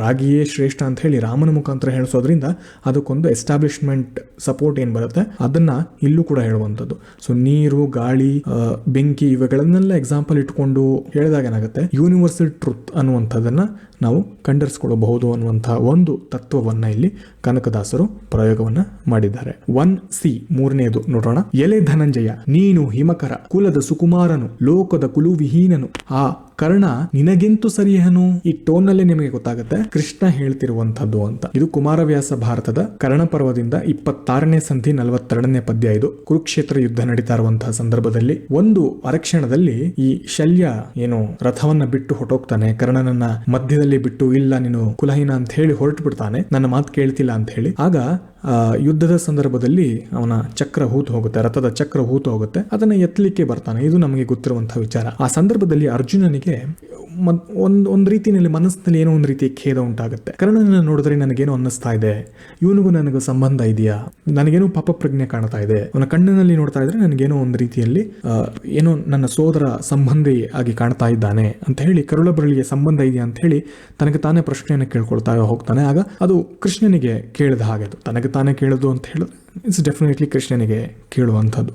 ಆಗ ಕೃಷ್ಣ ಕೃಷ್ಣನಿಗೆ ಗೊತ್ತಾಗುತ್ತೆ ಇದನ್ನ ಹೇಗೆ ಬಿಟ್ರೆ ಅರ್ಜುನ ಬಹುಶಃ ಬಾಣ ಹೂಡೋದಿಲ್ಲ, ಧರ್ಮದ ವಿಜಯ ಆಗೋದಿಲ್ಲ, ಕುರುಕ್ಷೇತ್ರ ಯುದ್ಧದ ಅಂತಿಮ ಬರೋದಿಲ್ಲ ಅಂತ ಹೇಳಿ ಆತನಿಗೆ ಗೊತ್ತಾದಾಗ ಸೊ ಇಂಡೈರೆಕ್ಟ್ ಆಗಿ ಹೇಳುವಂಥದ್ದು, ಡೈರೆಕ್ಟ್ ಆಗಿ ಹೇಳೋದಲ್ಲ, ಸುಮ್ಮನೆ ನೀನು ಹಾಗೆ ಹೀಗೆ ಅಂತ ಹೇಳೋದಕ್ಕಿಂತ ಒಂದು ರೀತಿಯಲ್ಲಿ ಅರ್ಜುನನಿಗೆ ಇರುವಂಥದ್ದೇನು ಹೆಚ್ಚು ಗರ್ವದ ಒಂದು ವಿಚಾರವಾಗಿ ಹೇಳ್ತಾ ಹೋದಾಗ ಅರ್ಜುನನಿಗೆ ಸ್ವಲ್ಪ ಮಟ್ಟಿಗೆ ಡಿಸ್ಟರ್ಬ್ ಆಗ್ತಾ ಹೋಗುತ್ತೆ. ಬೇರೆ ರೀತಿಯಲ್ಲಿ ಹೇಳಿದ್ರೆ ಅರ್ಜುನಿಗೆ ಡಿಸ್ಟರ್ಬ್ ಆಗಲ್ಲ, ಆದರೆ ಅರ್ಜುನಿಗೆ ಯಾವುದು ನೋವಾಗುತ್ತೆ ಅಥವಾ ಯಾವುದಕ್ಕೆ ಕೋಪ ಬರುತ್ತೆ ಅದನ್ನ ಇಟ್ಕೊಂಡು ಹೇಳಿದಾಗ ಅಲ್ಲಿ ಅವನಿಗೆ ಡೆಫಿನೆಟ್ ಆಗಿ ಅಲ್ಲಿ ಕೋಪ ಬರುತ್ತೆ ಅನ್ನುವಂಥದ್ದು ಗೊತ್ತು ಅವನಿಗೆ. ಹಾಗಾಗಿ ಅವನು ಕುಲದ ವಿಷಯವನ್ನ ಎತ್ಕೊಂಡು ಕೇಳ್ತಾನೆ, ಅಲ್ಲ ಅರ್ಜುನ, ನೀನು ಸಹೋದರ ಸಂಬಂಧ ಅಂತ ಹೇಳ್ತಾ ಇದೆಯಲ್ಲ, ಅವನು ಕುಲಹೀನ, ಅವನಿಗೆ ಕೀಳು ಜಾತಿಯವನು, ಅವನು ನಿನಗೆ ಹೇಗೆ ಸರಿ ಆಗ್ತಾನೆ? ಅವನು ಆ ಧರ್ಮರಾಯ ಕ್ಷಮಿಸಿ ಆ ದುರ್ಯೋಧನ ಇದ್ದಾನಲ್ಲ, ಆ ದುರ್ಯೋಧನ ಕಾಲು ಮುಟ್ಟಿ ಕೈ ಮುಟ್ಟಿ ಎಲ್ಲ ಮಾಡಿ ಗೋಗರೆದು ರಂಪ ಮಾಡಿ ಭಿಕ್ಷೆಯನ್ನು ಪಡೆದು ಒಂದು ಲೆವೆಲ್ಗೆ ಬಂದಿದ್ದಾನೆ, ಅಂಗರಾಜನಾಗಿ ಬೆಳೆದಿದ್ದಾನೆ. ಅಂಥ ನೀಚ ನಿನಗೆ ಸೋದರನಾಗಲಿಕ್ಕೆ ಸಾಧ್ಯವೇ? ಎಲ್ಲರೂ ಊಹಿಸು ನೋಡ, ಆ ರೀತಿ ಆಗುತ್ತಾ ಅಂತ ಹೇಳಿ ನಿನಗೆ ಕಲ್ಪಿಸ್ಕೊಳ್ಳೋಕೆ ಸಾಧ್ಯನಾ ನೋಡು ಅಂತ ಹೇಳಿ ಇಂಡೈರೆಕ್ಟ್ ಆಗಿ ಮಾರ್ಮಿಕವಾಗಿ ಕುಲದ ಪ್ರಶ್ನೆಯನ್ನು ಹೇಳ್ತಾ ಜೊತೆಗೆ ಇದನ್ನು ಮುಂದುವರಿತಾ ಅವನು ಇನ್ನೊಂದಷ್ಟು ಅಂಶಗಳನ್ನು ಹೇಳ್ತಾ ಹೋಗ್ತಾನೆ. ಬಟ್ ಅದರ ಪೂರ್ವಪೀಠಿಕೆ ಏನು ಅಂತ ಹೇಳಿದ್ರೆ ಅರ್ಜುನನ ಮನಸ್ಸನ್ನು ಬದಲಾಯಿಸಬೇಕು ಅಂತ ಹೇಳಿ, ನೇರವಾಗಿ ಅರ್ಜುನ ಬದಲಾಯಿಸೋದಕ್ಕೆ ಆಗೋದಿಲ್ಲ ಅಂತ ಗೊತ್ತು. ಹಾಗಾಗಿ ಇದರಲ್ಲಿ ವಿಭಿನ್ನವಾಗಿ ತೋರಿಸ್ತಾ ಹೋಗುವಂಥದ್ದು. ಒಂದು ಸ್ವಾರಸ್ಯ ಇಲ್ಲಿರುವಂಥದ್ದೇನೆಂದರೆ ಭಕ್ತ ಕವಿಯಾದಂತಹ ಕುಮಾರವ್ಯಾಸ ಎಲ್ಲ ಆಂಗಲ್ನಲ್ಲೇ ಕೃಷ್ಣನ ಭಕ್ತಿಯ ಹಿನ್ನೆಲೆಯಲ್ಲಿ ತೋರಿಸಿದ್ದಾನೆ. ಆದರೆ ಈ ಒಂದು ಪ್ರಕರಣದಲ್ಲಿ ಅವನನ್ನು ರಾಜಕೀಯ ವ್ಯಕ್ತಿಯಾಗಿಯೇ ತೋರಿಸಿದ್ದಾನೆ. Because there is no other go. ಇಲ್ಲೂ ಕೂಡ ಭಕ್ತಿಯ ಹಿನ್ನೆಲೆಯಲ್ಲಿ ಹೇಳಲಿಕ್ಕೆ ಅವನಿಗೆ ಸಾಧ್ಯ ಆಗಲ್ಲ, ಯಾಕಂದರೆ ಇದುವರೆಗೂ ಭಕ್ತಿಯ ಹಿನ್ನೆಲೆ ಹೇಳಿರುವಂಥ ಅಂಶಗಳಲ್ಲೇ ಅರ್ಜುನನಿಗೆ ಕನ್ವಿನ್ಸ್ ಆಗಿಲ್ಲ. ಸೊ ನಾವು he has to show some political, ಒಂದು ಡಿಪ್ಲೊಮ್ಯಾಟಿಕ್ ಮೋಟಿವನ್ನು ತೋರಿಸಲೇಬೇಕಾಗುತ್ತೆ ಕೃಷ್ಣ. ಹಾಗಾಗಿ ಕೃಷ್ಣ ಇಲ್ಲೇನು ಮಾಡ್ತಾನೆ, ರಾಜಕೀಯ ವ್ಯಕ್ತಿಯಾಗಿ ಕಾಣಿಸ್ತಾ ಹೋಗ್ತಾನೆ. ಅದು ಕುಮಾರವ್ಯಾಸನಲ್ಲಿ ಸ್ವಲ್ಪ ಮಟ್ಟಿಗೆ ವಿಭಿನ್ನವಾಗಿ ಈ ಒಂದು ವಿಭಾಗದಲ್ಲಿ ಕಾಣಿಸಿರುವಂಥದ್ದೇ ಸ್ವಾರಸ್ಯ. ಇದನ್ನು again we have to go back to Pampa ಹೇಗೆ ಚಿತ್ರಿಸಿದ್ದಾನೆ ಅನ್ನುವಂಥದ್ದು. ಪಂಪನು ಕೂಡ ಅದೇ ರೀತಿಯಾಗಿ ಅವನಿಗೆ ಸತತವಾಗಿ ರಾಜಕೀಯ ವ್ಯಕ್ತಿಯಾಗಿ ಕಾಣಿಸ್ತಿರೋದ್ರಿಂದ ಇಲ್ಲಿ ಹೆಚ್ಚಿನ ಬದಲಾವಣೆ ನಮಗೆ ಅವನಿಗೇನು ಕಾಣಿಸಲ್ಲ.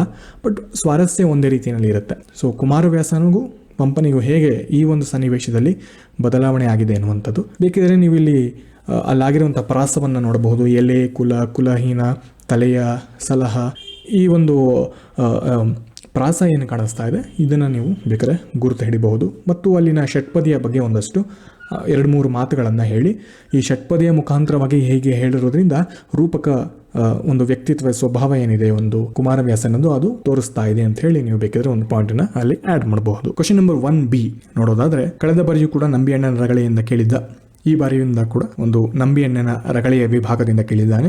ಭರತೇಶ ವೈಭವವನ್ನು ಕೊಟ್ಟಿಲ್ಲ ಈ ಬಾರಿ. ಕಳೆದ ಬಾರಿ ಭರತೇಶ ವೈಭವವನ್ನು ಕೊಟ್ಟು ಕುಮಾರವ್ಯಾಸ ಭಾರತವನ್ನು ಕೇಳಿರಲಿಲ್ಲ. ಈ ಬಾರಿ ಕುಮಾರವ್ಯಾಸ ಭಾರತ ಇದೆ, ಆದರೆ ಭರತೇಶ ವೈಭವ ಇಲ್ಲ. ಸೊ ಈ ಕಾಂಬಿನೇಷನ್ ಅಲ್ಲಿ ಅವನು ಯಾವ್ದು ಬೇಕಾದ್ರೂ ಕೊಡ್ತಾ ಹೋಗ್ತಾನೆ. ನಡೆ ನಿನ್ನ ಮೂಲ ಪತ್ರವನ್ ಎನಗೆ ತೋರುನಂತೆ ಇರೆ ತೋರ್ಪನ್ ಎನ್ನೊಡನೆ ಬಾರ ಮಗನೇ ಎಂದು ಹರನಲ್ಲಿ ವೃದ್ಧನಂತ ಒಪ್ಪಿ ಅಂತ ಹೇಳಿ ಈ ರೀತಿ ಸಾಕ್ತಾ ಹೋಗುತ್ತೆ. ಕಾಲ್ನಡಿಗಳೊಳಗೆ ಸೌಂದರ್ಯನಂ ಅಂತ ಹೇಳಿ ಅವನಿಂದ ಫಾಲೋ ಮಾಡುವಂಥ ಒಂದು ಚಿತ್ರ ಕಾಣುತ್ತೆ. ಸೊ ಇದು ನಂಬೇಣ್ಣನ ರಗಳೆ ಅಂತ ಕ್ಲೀನ್ ಆಗಿ ಗೊತ್ತಾಗುತ್ತೆ.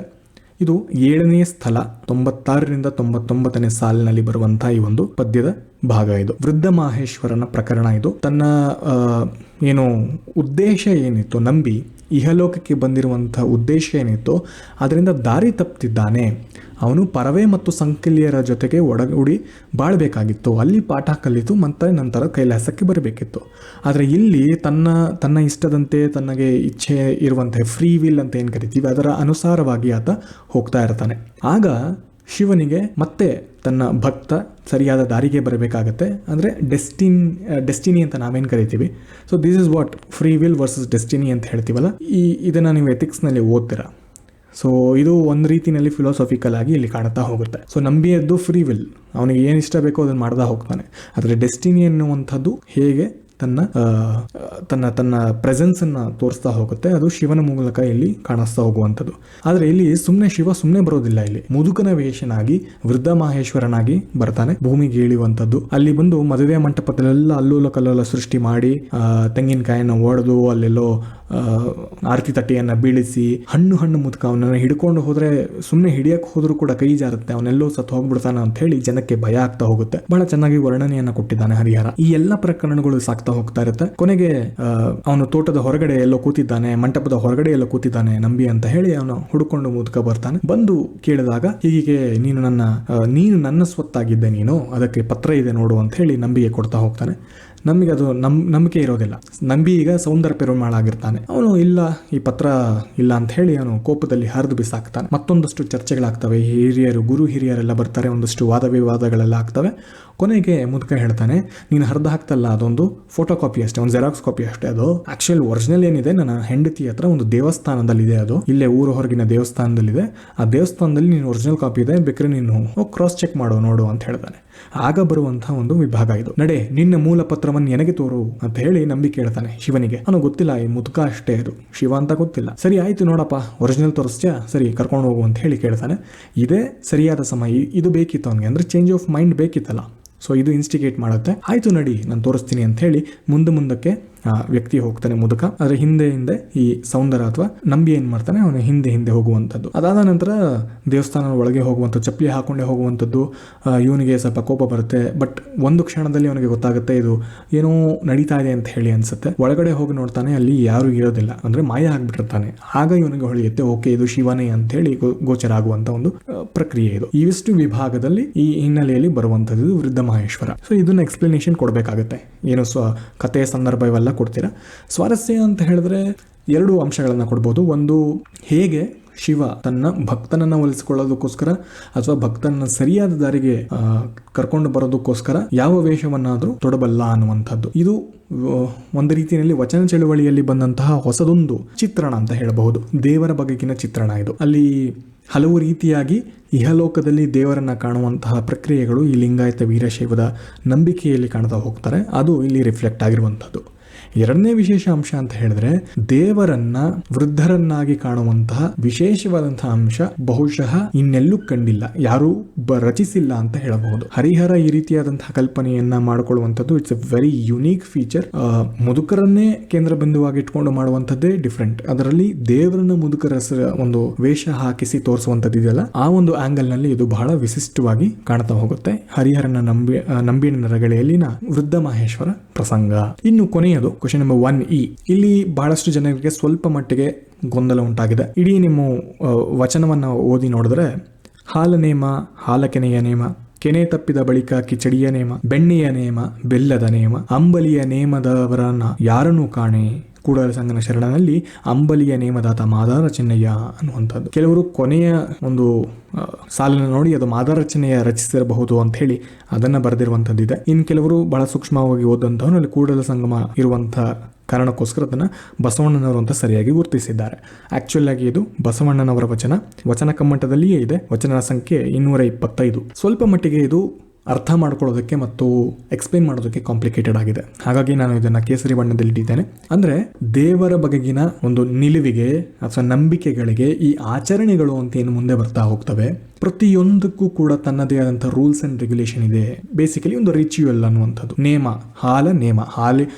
ಹಾಲನೇರಿಬೇಕು ಅನ್ನುವಂಥ ಒಂದು ನೇಮ ಇದೆ. ಹಾಲ ಕೆನೆಗೆ ಒಂದು ರೀತಿಯಾದಂಥ ರಿಚುವಲ್ಸ್ ಇರುತ್ತೆ. ಕೆನೆ ತಪ್ಪಿದ ಬಳಿಕ ಕಿಚಡಿಗೆ ಒಂದು ರೀತಿಯಾದಂಥ ರಿಚುವಲ್ಸ್ ಇರುತ್ತೆ ಅಥವಾ ರೂಲ್ಸ್ ಇರುತ್ತೆ. ಬೆಣ್ಣೆ ಅಂದ್ರೆ ಪ್ರತಿಯೊಂದು ಹಂತದಲ್ಲೂ ಟಾರ್ಚರ್ ಆಗುತ್ತೆ ಈ ಒಂದು ರಿಚುವಲ್ ಅನ್ನುವಂಥದ್ದು. ನಮಗೆ ಗೊತ್ತಿರುವಂಥದ್ದೇನು, ವಚನ ಸಾಹಿತ್ಯ, ವಚನ ಚಳುವಳಿಯ ಸಂದರ್ಭದಲ್ಲಿ ಈ ವೈದಿಕ ನಂಬಿಕೆಗಳನ್ನೆಲ್ಲ ಪ್ರಶ್ನೆ ಮಾಡ್ತಾ ಹೋಗ್ತಾರೆ. ತರ್ಕದ ಹಿನ್ನೆಲೆಯಲ್ಲಿ ಎಲ್ಲವನ್ನು ಪ್ರಶ್ನೆ ಮಾಡಿ ಇದು ನಮಗೆ ಬೇಕು ಬೇಡ ಅನ್ನುವಂಥದ್ದನ್ನ ಅವರು ಚರ್ಚೆಗೆ ಒಳಪಡಿಸುವಂಥದ್ದನ್ನ ನಾವು ನೋಡ್ತೀವಿ. ಈ ಸಂದರ್ಭದಲ್ಲಿ ಇದು ಬರುವಂಥದ್ದು. ಹೀಗೆ ವೈದಿಕ ಸಂಪ್ರದಾಯದಲ್ಲಿ ಎಲ್ಲದಕ್ಕೂ ಒಂದು ರೀತಿಯ ರೂಲ್ಸ್ ಮಾಡ್ತಾ ಹೋಗ್ತಿದ್ದೀರಾ. ಆದರೆ ತನ್ನನ್ನು ತಾನೇ ಅರ್ಪಿಸಿಕೊಂಡಿರುವಂತಹ ಮಾದಾರ ಚೆನ್ನಯ್ಯನಿಗೆ ಯಾವುದೇ ರೂಲ್ಸ್ ಗಳಿಲ್ಲ ಅನ್ನುವಂತಹ ಒಂದು ಅರ್ಥ ಕೊಡುತ್ತೆ. ಇದಕ್ಕೆ ಇನ್ನೂ ಭಿನ್ನವಾದಂತಹ ಅರ್ಥಗಳಿವೆ. ಬಟ್ ನಾನು ಕೇವಲ ಒಂದು ಡೈಮೆನ್ಷನ್ ಅನ್ನು ಮಾತ್ರ ಕೊಡ್ತಿದ್ದೇನೆ. ಇದನ್ನ ನೀವು ಕನಕದಾಸರ ರಾಮದಾನ ಚರಿತೆಯನ್ನ ಕೂಡ ತೋರಿಸಬಹುದಾಗುತ್ತೆ. ಅಲ್ಲಿ ನರದೆಲಗ ಮತ್ತು ವ್ರೀಹಿಯ ಜೊತೆಗಿನ ಜಗಳದಲ್ಲಿ ನರದೆಲಗ ಗೆಲ್ಲುವಂತಹ ಅಂಶವನ್ನ ಇಲ್ಲಿ ನಾವು ಗಮನಿಸ್ತಾ ಹೋಗ್ಬೋದು. ಸೊ ಇಟ್ಸ್ ಅಗೇನ್ ಇಲ್ಲಿ ಸಂಕೇತವಾದವನ್ನು ಕೊಡ್ತಾ ಹೋಗ್ತಿದ್ದಾರೆ. ಹಾಲು, ತುಪ್ಪ ಇತ್ಯಾದಿಗಳನ್ನ ತೋರಿಸಿ ಮತ್ತೊಂದು ಕಡೆ ಇಲ್ಲಿ ಅಂಬಲಿ ಅಂತ ಹೇಳ್ತಾರೆ. ಬಹುಶಃ ಇದು ರಾಂಗಿಯ ಅಂಬಲಿ ಇರಬಹುದು. ಸೊ ತನ್ನನ್ನು ತಾನೇ ಅರ್ಪಿಸಿಕೊಂಡಂತಹ ಇವನಿಗೆ ಯಾವುದೇ ನಿಯಮಗಳಿರೋದಿಲ್ಲ. ಯಾಕಂದ್ರೆ ದೇಹದಲ್ಲಿಯೇ, ತನ್ನ ಆತ್ಮದಲ್ಲಿಯೇ ಲಿಂಗ ಅಥವಾ ಶಿವನ ಒಂದು ಗುಡಿಯನ್ನು ನಿರ್ಮಿಸಿಕೊಂಡಿದ್ದಾನೆ, ಅಲ್ಲಿಯೇ ಇದ್ದಾನೆ ಅನ್ನುವಂಥ ಅಂಶ. ಸೊ ರೀತಿ ರಿವಾಜುಗಳನ್ನ, ರಿಚುವಲ್ಸ್ಗಳನ್ನ, ಟ್ರೆಡಿಷನ್ಸ್ಗಳನ್ನ, ವಿಶೇಷವಾಗಿ ಪುರೋಹಿತಶಾಹಿ ವ್ಯವಸ್ಥೆಯನ್ನ ಇಂಡೈರೆಕ್ಟ್ ಆಗಿ ಇಲ್ಲಿ ಕ್ವಶನ್ ಮಾಡ್ತಿರುವಂಥದ್ದು. ಜೊತೆಗೆ ಒಬ್ಬ ಕೆಳವರ್ಗದ ವಚನಗಾರರಾಗಿರಬಹುದು ಅಥವಾ ಕೆಳವರ್ಗದ ಜನಾಂಗ ಏನಿರ್ತವೆ ಅಂಥವರಲ್ಲಿ ದೇವರಿರ್ತಾನೆ, ಅಂಥವರಿಗೆ ಯಾವುದೇ ನಿಯಮಗಳಿರೋದಿಲ್ಲ. ಯಾಕಂದ್ರೆ ದೇವರು ತನ್ನಲ್ಲೇ ಇರೋದಕ್ಕೆ ಯಾವ ನಿಯಮ ಬೇಕಿಲ್ಲ. ಅವನನ್ನ ನೀವು ಖುಷಿ ಪಡಿಸೋದಕ್ಕೋಸ್ಕರ ಅರ್ಚನೆ ಮಾಡ್ತೀರಾ, ಅಭಿಷೇಕ ಮಾಡ್ತೀರಾ, ಹೂವು ಹಣ್ಣುಗಳನ್ನ ಇಡ್ತೀರಾ, ಎಲ್ಲವನ್ನೂ ಮಾಡ್ತೀರಾ. ಆದರೆ ದೇವರು ಎಲ್ಲಿರ್ತಾನೆ ಅಂದ್ರೆ ಇಂತಹ ಅಂಬಲಿಯ ನೇಮದಾತ ಮಾದಾರ ಚೆನ್ನಯ್ಯ ಅನ್ನುವಂತ ಹೇಳಿ ಅವನ ಒಳಗೆ ಅಂತರಂಗದಲ್ಲಿ ಇರ್ತಾನೆ ಅನ್ನುವಂತ ಒಂದು ಡೈಮೆನ್ಷನ್ ಇರುತ್ತೆ. Like I said, you can give n number of dimensions. ವಚನಗಳನ್ನ ನೀವು ಓದುವ, ಅರ್ಥೈಸಿಕೊಳ್ಳುವ, ಕೇಳುವ ಹಿನ್ನೆಲೆಯಲ್ಲಿ ನೀವು ಒಂದು ಡೈಮೆನ್ಷನ್ ಅನ್ನ ಕೊಡ್ತಾ ಹೋಗ್ಬೋದಾಗತ್ತೆ. ಬಟ್ ಇದನ್ನ ಕನ್ವಿನ್ಸ್ ಮಾಡೋದಿದೆಯಲ್ಲ, ಹಾಗಾಗಿ ನಾನು ಇದನ್ನ ಆರೆಂಜ್ ನಲ್ಲಿ ಇಟ್ಟಿದ್ದೀನಿ, ಸ್ಯಾಫ್ರನ್ ನಲ್ಲಿ ಇಟ್ಟಿದ್ದೇನೆ. ಸ್ಲೈಟ್ಲಿ ಟ್ರಿಕಿ ಅನ್ನುವಂಥ ಕಾರಣಕ್ಕೋಸ್ಕರ, ಒಂದು ಹೆಸರಿನ ಕಾರಣ, ಮಾದಾರ ಚೆನ್ನಯ್ಯ ರಚಿಸಿದ್ದ ಅಥವಾ ಬಸವಣ್ಣನವರು ರಚಿಸಿರುವಂಥದ್ದು ಅಂತ ಹೇಳಿ ಎಕ್ಸಾಮ್ ಹಾಲ್ನ ಹೊರಗಡೆ ಚರ್ಚೆ ನಡೆದಂಥದ್ದನ್ನ ಗಮನಿಸಿರಬಹುದು. ಇನ್ನೊಂದು, ಇದನ್ನ ಕನ್ವಿನ್ಸ್ ಮಾಡೋದಾದ್ರೆ ಹೇಗೆ ಕನ್ವಿನ್ಸ್ ಮಾಡಬೇಕು? ಸಂಕೇತವಾದದಿಂದ ಇಟ್ಕೊಂಡು ಅಲ್ಲಿ ಪ್ರತಿಮೆಗಳನ್ನ ನಿರ್ಮಿಸಿದ್ದಾರೆ, ಮೇಲ್ಜಾತಿ ಕೆಳಜಾತಿ ಅಂತ ಮಾಡಿದ್ದಾರೋ, ಅಥವಾ ಆಧ್ಯಾತ್ಮದ ದೃಷ್ಟಿಯಲ್ಲಿ ದೇವರು ನನ್ನಲ್ಲಿದ್ದಾನೆ, ದೇವರು ಗುಡಿಯಲ್ಲಿದ್ದೆ, ಈ ರೀತಿಯಾದಂತಹ ನಂಬಿಕೆಗಳ ಹಿನ್ನೆಲೆಯಲ್ಲಿ ಇದನ್ನ ಚರ್ಚೆ ಮಾಡಬಹುದು. ಅದು ನಿಮಗೆ ಬಿಟ್ಟಿರುವಂಥದ್ದು. ಸೊ ಓವರ್ ಆಲ್ ಈ 5 ಭಾವಾರ್ಥಗಳಲ್ಲಿ 4 ನೇರವಾಗಿ ಕೇಳಿದ್ದಾರೆ ಎಕ್ಸ್ಪೆಕ್ಟೆಡ್ ಲೈನ್ಸ್ ಅಲ್ಲಿ. ವಚನ ಈ ಬಾರಿ ಸ್ವಲ್ಪ ಮಟ್ಟಿಗೆ ಟ್ರಿಕ್ಕಿಯಾಗಿ ಬಂದಿರೋದನ್ನ ಗಮನಿಸಬಹುದು. ಭಾವಾರ್ಥವನ್ನ ಬರೆಯೋದು ಹೇಗೆ ಅಂತ ಹೇಳಿ ಸುಮಾರು ಪ್ರಶ್ನೆಗಳನ್ನ ಕೇಳಿದ್ರಿ ನೀವು. ಅದಕ್ಕೆ ನಾನು ಸಪರೇಟ್ ಆಗಿ ಒಂದು ಸೆಷನ್ ಮಾಡ್ತೀನಿ, ಚಿಕ್ಕದೊಂದು ಸೆಷನ್. ಬಟ್ ಈಗ ಹೇಳೋದಾದ್ರೆ there is no fundamental difference. ನೀವು ಏನು ಓದ್ತೀರಾ ಸಾಹಿತ್ಯಕ್ಕೋಸ್ಕರ ಅದನ್ನೇ ನೀವು ಅಲ್ಲಿ ಬರಿತಾ ಹೋಗ್ತೀರಾ. ಒಂದು ಸ್ಟ್ರಕ್ಚರ್ ಫಾರ್ಮ್ ಅಲ್ಲಿ ಇರುತ್ತೆ. ಅಂದ್ರೆ ಈಗ ಸಂದರ್ಭ ಅಂತ ಹೇಳಿದಾಗ ನೀವೇನು ಸಂದರ್ಭ ಅಂತ ಬರಿಬೇಕಿಲ್ಲ, ಅಲ್ಲಿ ಸಬ್ ಹೆಡಿಂಗ್ ಕೊಡಬೇಕಿಲ್ಲ, ಸ್ವಾರಸ್ಯ ಅಂತ ಬರಿಬೇಕು ಅಂತೇನಿಲ್ಲ. ಆದರೆ ಒಂದು ಫ್ಲೋ ಅನ್ನು ಕೊಡಬೇಕಾಗತ್ತೆ. ನೋಡಿ, ಇಂತಿಂತಹ ಸಂದರ್ಭದಲ್ಲಿ ಪಂಪ ರಚಿಸಿದಂತಹ ಈ ಒಂದು ಕಾವ್ಯದಲ್ಲಿ ಈ ರೀತಿ ಹಿನ್ನೆಲೆಯಲ್ಲಿ ಈ ಸಂದರ್ಭ ಬರುತ್ತೆ. ಅದು ಇಫ್ ಪಾಸಿಬಲ್ ಯಾವ ಆಶ್ವಾಸ ಅಂತ ಬರಿಬಹುದು, ಯಾವ ಸಂಧಿ ಅಂತ ಬರಿಬಹುದು. ಪದ್ಯದ ನೆನಪು ನಿಮ್ಗೇನಾರು ಇದ್ರೆ, there are people who write all these things. ಇದು ಇಂತಹ ಸಂಧಿಯಿಂದ ಇಂತಹ ಪದ್ಯ ಅಂತ ಹೇಳಿ ಬರೀತಾರೆ, ಒಂದು ಸಂದರ್ಭವನ್ನು ಒದಗಿಸಿಕೊಡ್ತಾರೆ 1-2 ಪ್ಯಾರಾಗ್ರಾಫ್ನಲ್ಲಿ. ಈ ಹಿನ್ನೆಲೆ ಹಿಂಗಾಯ್ತು ಅಂತ ಹೇಳಿ ಕೆಲವರು ಅದನ್ನು ಮುಂದುವರೆದು ನಂತರ ಕೂಡ ಈ ರೀತಿ ಆಗುತ್ತೆ ಅಂತ ಹೇಳಿ ಮುಂದೆ ನಡೆಯುವಂತಹ ಅಂಶವನ್ನು ಕೂಡ ಹೇಳ್ತಾರೆ. ಫೈನಲಿ ಒಂದು ಪ್ಯಾರಾಗ್ರಾಫ್ನಲ್ಲಿ ಒಂದು ಕನ್ಕ್ಲೂಷನ್ ಅನ್ನು ಕೊಡ್ತಾರೆ ವಿತ್ ಸ್ವಾರಸ್ಯ, ಏನೋ ಒಂದು ಒಳ್ಳೆಯ ಪಾಯಿಂಟನ್ನು ಇಟ್ಕೊಂಡು ಚೆನ್ನಾಗಿರುವಂತಹ ಆ್ಯಂಗಲ್ ಅನ್ನು ಕೊಡ್ತಾರೆ, perspective. And finally if possible conclusion ಕೊನೆಯ ಲೈನ್ನಲ್ಲಿ ಒಂದು ಕರೆಂಟ್ ಅಫೇರ್ಸ್ಗೆ ಏನಾದ್ರು ಸೇರುವಂಥ, ಇವಾಗ ಕುಲ ಅಂತ ಹೇಳುವಂತಹ ಅಂಶ ಏನಿರುತ್ತೆ ಅಲ್ಲಿ ನೀವು ಇಲ್ಲಿನ ಸಂದರ್ಭದಲ್ಲೂ ಆಧುನಿಕ ಯುಗದಲ್ಲೂ ಕೂಡ ಕುಲದ ಬಗ್ಗೆ ಚರ್ಚೆಗಳು, ಜಾತಿ ವಾರು ಚರ್ಚೆಗಳು ನಡೀತಾ ಇದೆ ಅನ್ನುವಂಥ ಕರೆಂಟ್ ಅಫೇರ್ಸ್ ಅಂಶವನ್ನು ಕೂಡ ನೀವು ಕೊಟ್ಟರೆ ಒಂದು ಭಾವಾರ್ಥಕ್ಕೆ ಒಂದು ಫ್ಲೋ ಸಿಗ್ತಾ ಹೋಗುತ್ತೆ. ಬಟ್ ಅದನ್ನು ಇನ್ ಡೀಟೇಲ್ ನಾನು ಇನ್ನೊಂದು ಸಂದರ್ಭದಲ್ಲಿ ಹೇಳ್ತೀನಿ. ಇಲ್ಲಿಗೆ ಭಾವಾರ್ಥದ ವಿಭಾಗ ಮುಗಿಯುತ್ತೆ. ಸೊ ನಾನು ಹೇಳಿದಾಗೆ 5 ಸ್ಟ್ರೇಟ್ ಫಾರ್ವರ್ಡ್ ಭಾವಾರ್ಥದಲ್ಲಿ ಒಂದು ಸ್ವಲ್ಪ ಮಟ್ಟಿಗೆ ಟ್ರಿಕ್ಕಿ ಅನ್ನಿಸ್ತು, ಬಟ್ ಎಕ್ಸ್ಪ್ಲನೇಷನ್ ಅಲ್ಲಿ ಮಾತ್ರ ಅದು. ಉಳಿದಂತೆ ಇಟ್ಸ್ ಆಲ್ಮೋಸ್ಟ್ ಸ್ಟ್ಯಾಂಡರ್ಡ್ ಪ್ಯಾಟರ್ನ್ ಅಂತ ಹೇಳಬಹುದು. ಹಳಗನ್ನಡದ ವಿಭಾಗವನ್ನು ಗಮನಿಸಿ ನೋಡೋಣ. 2 ಪ್ರಶ್ನೆಯನ್ನು ಕೇಳಿದ್ದಾನೆ. ಕಳೆದ ಬಾರಿಯೂ ಕೂಡ 2 ಪ್ರಶ್ನೆಯನ್ನು ಕೇಳಿದ್ದಾನೆ. 2 20 ಅಂಕಗಳದ್ದು. ಸುಕುಮಾರ ಸ್ವಾಮಿಯ ಕಥೆಯ ವರ್ಣನೆಗೊಂಡಂತಹ ಅಗ್ನಿಭೂತಿ ವಾಯುಭೂತಿಯ ವಿದ್ಯಾ ವ್ಯಾಸಂಗದ ಪ್ರಸಂಗದ ಸ್ವಾರಸ್ಯವನ್ನು ತಿಳಿಸಿ ಅಂತ ಹೇಳಿದ್ದಾನೆ. ಸೊ ವಡ್ಡಾರಾಧನೆಯಿಂದ ಒಂದು ಪ್ರಶ್ನೆಯನ್ನು ನಾನು ಹಿಂದೆನೂ ಕೂಡ ಹೇಳಿದ್ದೆ. ಪ್ರತಿ ಬಾರಿ ವಡ್ಡಾರಾಧನೆಯಿಂದ 20 ಮಾರ್ಕಿನ ಒಂದು ಪ್ರಶ್ನೆಯನ್ನು ಕೇಳ್ತಾನೆ, ಯಾವುದೇ ಆಂಗಲ್ ಇಂದ ಆಗಿರಬಹುದು ಅಂತ. ಪ್ರತಿ ವರ್ಷವೂ ಹೊಸದೊಂದು ಆಂಗಲ್ ಬರುತ್ತೆ.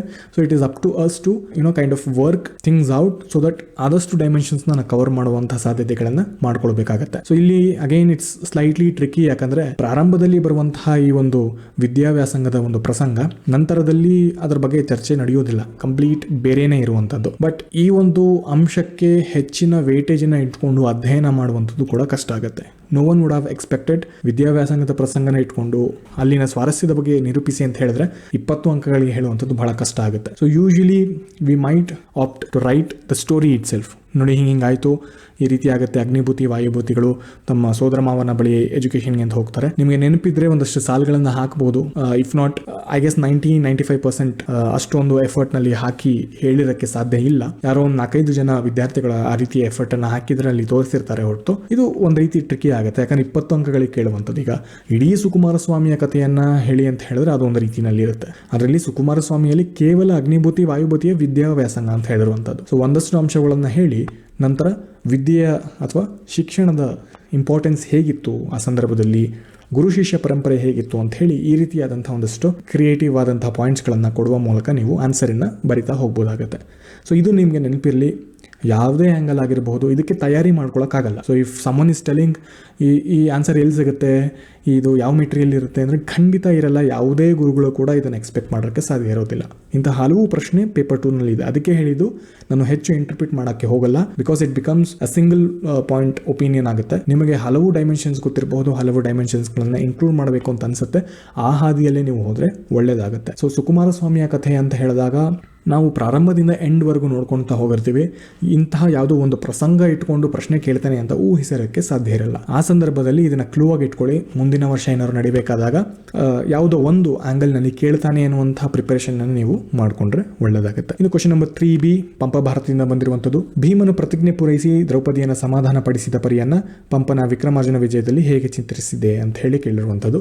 Again this is one single dimension. ಭೀಮನ ಪಾತ್ರವನ್ನು ನೋಡಿರ್ಬೋದು, ಭೀಮ ದುಶ್ಯಾಸನ ವಧೆಯನ್ನು ನಾವು ಅಧ್ಯಯನ ಮಾಡಿರ್ತೀವಿ. ಆದರೆ ಭೀಮ ದ್ರೌಪದಿಯನ್ನು ಸಮಾಧಾನ ಪಡಿಸುವಂಥ ಆ್ಯಂಗಲ್ನ ಸ್ವಲ್ಪ ಮಟ್ಟಿಗೆ ನಾವು ಕಾನ್ಸಂಟ್ರೇಟ್ ಮಾಡಿರಲ್ಲ. ಭೀಮ ಮತ್ತು ದುಶ್ಯಾಸನನ ವಧೆ ಅಂತ ಹೇಳಿದಾಗ ಒಂದು 4-5 ಲೈನ್ಸ್ಗಳನ್ನು ನಾವು ಓದ್ಕೊಂಡಿರ್ತೀವಿ, ಒಂದಷ್ಟು ಪ್ಯಾರಾಗ್ರಾಫ್ನ ಅರ್ಥ ಮಾಡ್ಕೊಂಡಿರ್ತೀವಿ. ಕುಮಾರವ್ಯಾಸನ ಜೊತೆ ಅದನ್ನ ಹೋಲಿಕೆ ಮಾಡಿ ನೋಡ್ತೀವಿ. ಮಧ್ಯದಲ್ಲಿ ಪಂಪ ಹಿಡಿಂಬೆಯನ್ನು ಕರ್ಕೊಂಡ್ಬರುವಂತಹ ಸ್ವಾರಸ್ಯವನ್ನು ನಾವು ನೋಡ್ತೀವಿ. ಅದು ಕುಮಾರವ್ಯಾಸನಲ್ಲಿ ಇಲ್ಲ ಅಂತೆಲ್ಲ ಹೇಳ್ತೀವಿ. ಇವೆಲ್ಲದಕ್ಕೂ ನಮಗೆ ತಯಾರಿಕೆ ಇರುತ್ತೆ. ಆದರೆ ಇವನು ಕೇಳ್ತಾ ಇರುವಂಥದ್ದು ದ್ರೌಪದಿಯನ್ನು ಹೇಗೆ ಸಮಾಧಾನ ಪಡಿಸಿದ ಅಂತ ಹೇಳಿ ಕೇಳ್ತಿರುವಂಥದ್ದು. ಇದನ್ನು 20 ಮಾರ್ಕ್ಗೆ ಕನ್ವಿನ್ಸ್ ಮಾಡೋದು ಇದೆಲ್ಲ ಬಹಳ ಕಷ್ಟ ಆಗ್ತಾ ಹೋಗುತ್ತೆ. So what we can do is like I said, ಇರುವಂತಹ ಇನ್ಫಾರ್ಮೇಷನ್ ಅನ್ನು ಕೊಟ್ಟು ನಿಮಗೇನಾದರೂ ಹೆಚ್ಚು ಅಂಶಗಳೇನಾರು ಗೊತ್ತಿದ್ರೆ ಅದನ್ನು ಕೊಡ್ತಾ ಹೋಗ್ಬೋದಾಗುತ್ತೆ. ಇನ್ಕ್ಲೂಡಿಂಗ್ ಆಲ್ ದಿಸ್ ಹಿಡಿಂಬೆಯನ್ನು ಕರೆಯುವಂಥದ್ದು, ಪಂಪನಲ್ಲಿ ಬರುವಂಥದ್ದು, ಇಂತಹ ಅಂಶಗಳನ್ನು ಮಾತ್ರ ನೀವು ಕೊಡ್ತಾ ಹೋಗ್ಬೋದಾಗುತ್ತೆ. So there is no straightforward convincing point in these questions. So ಎರಡೂ ಕೂಡ ಒಂದು ರೀತಿ ಟ್ರಿಕಿಯಾಗಿ ಇರುವಂತಹ ಕ್ವಶನ್ಸ್. 40 ಅಂಕಗಳಿಗೆ ಎಂದಿನಂತೆ 2-3 ವರ್ಷಗಳಿಂದ 20 ಅಂಕಗಳಿಂದ ನಮ್ಮ ವಡ್ಡಾರಾಧನೆ ಮತ್ತು ಪಂಪ ಭಾರತದಿಂದ 2 ಪ್ರಶ್ನೆಗಳು ಮೂಡ್ತಾ ಇರುವಂತದ್ದು ಇದೆ. ಮುಂದೆ ನಾವು ನಡುಗನ್ನಡದ ವಿಭಾಗವನ್ನು ಗಮನಿಸ್ತಾ ಹೋಗೋಣ. Question number 2B. ಕುಮಾರವ್ಯಾಸನ ಕರ್ಣನ ಪಾತ್ರ ಚಿತ್ರಣದಲ್ಲಿ ತೋರಿದಿರುವಂತಹ ಕೌಶಲ್ಯದಿಂದ ಕರ್ಣನ ಮೂರ್ತಿ ಜನತೆಯ ಮನಸ್ಸಿನಲ್ಲಿ ಶಾಶ್ವತವಾಗಿ ಉಳಿದುಕೊಂಡಿದೆ ಅಂತ ಅನ್ನುವಂಥ ಒಂದು ಪ್ರಶ್ನೆ ತುಂಬಾ ಸ್ಟ್ರೆಚ್ ಮಾಡಿ ಕೇಳಿದ್ದಾನೆ. ಇಟ್ಸ್ ನಥಿಂಗ್ ಬಟ್ ಕರ್ಣನ ಪಾತ್ರ ಅಷ್ಟೇ. ಇಡೀ ಕರ್ಣನ ಪಾತ್ರ. ಇಲ್ಲಿ ಎಷ್ಟರ ಮಟ್ಟಿಗೆ ಬೇಜಾರಾಗುತ್ತೆ ನಮ್ಗೆ ಆನ್ಸರ್ ಬರೀಬೇಕು ಅಂತ ಹೇಳಿದ್ರೆ, ಪೇಪರ್ 1ನಲ್ಲೂ ಕೂಡ ಪಂಪನ ಕರ್ಣನ ಬಗ್ಗೆ ಕೇಳಿದಿರ್ತಾರೆ. ಸೊ ಪಂಪನ ಕರ್ಣವನ್ನು ಓದಿರ್ತೇವೆ. ಇಲ್ಲಿ ಕುಮಾರವ್ಯಾಸನ ಕರ್ಣ ಅಂತ ಕೇಳಿದ್ದಾರೆ. So I guess paper setter ಕೂಡ ಇನ್ನೊಂದಷ್ಟು ಡೈವರ್ಸಿಫೈಡ್ ಆಗಿ ಎಕ್ಸ್ಪ್ಲೋರ್ ಮಾಡಿದ್ರೆ ಒಳ್ಳೆಯದು ಅಂತ ಅನ್ಸುತ್ತೆ.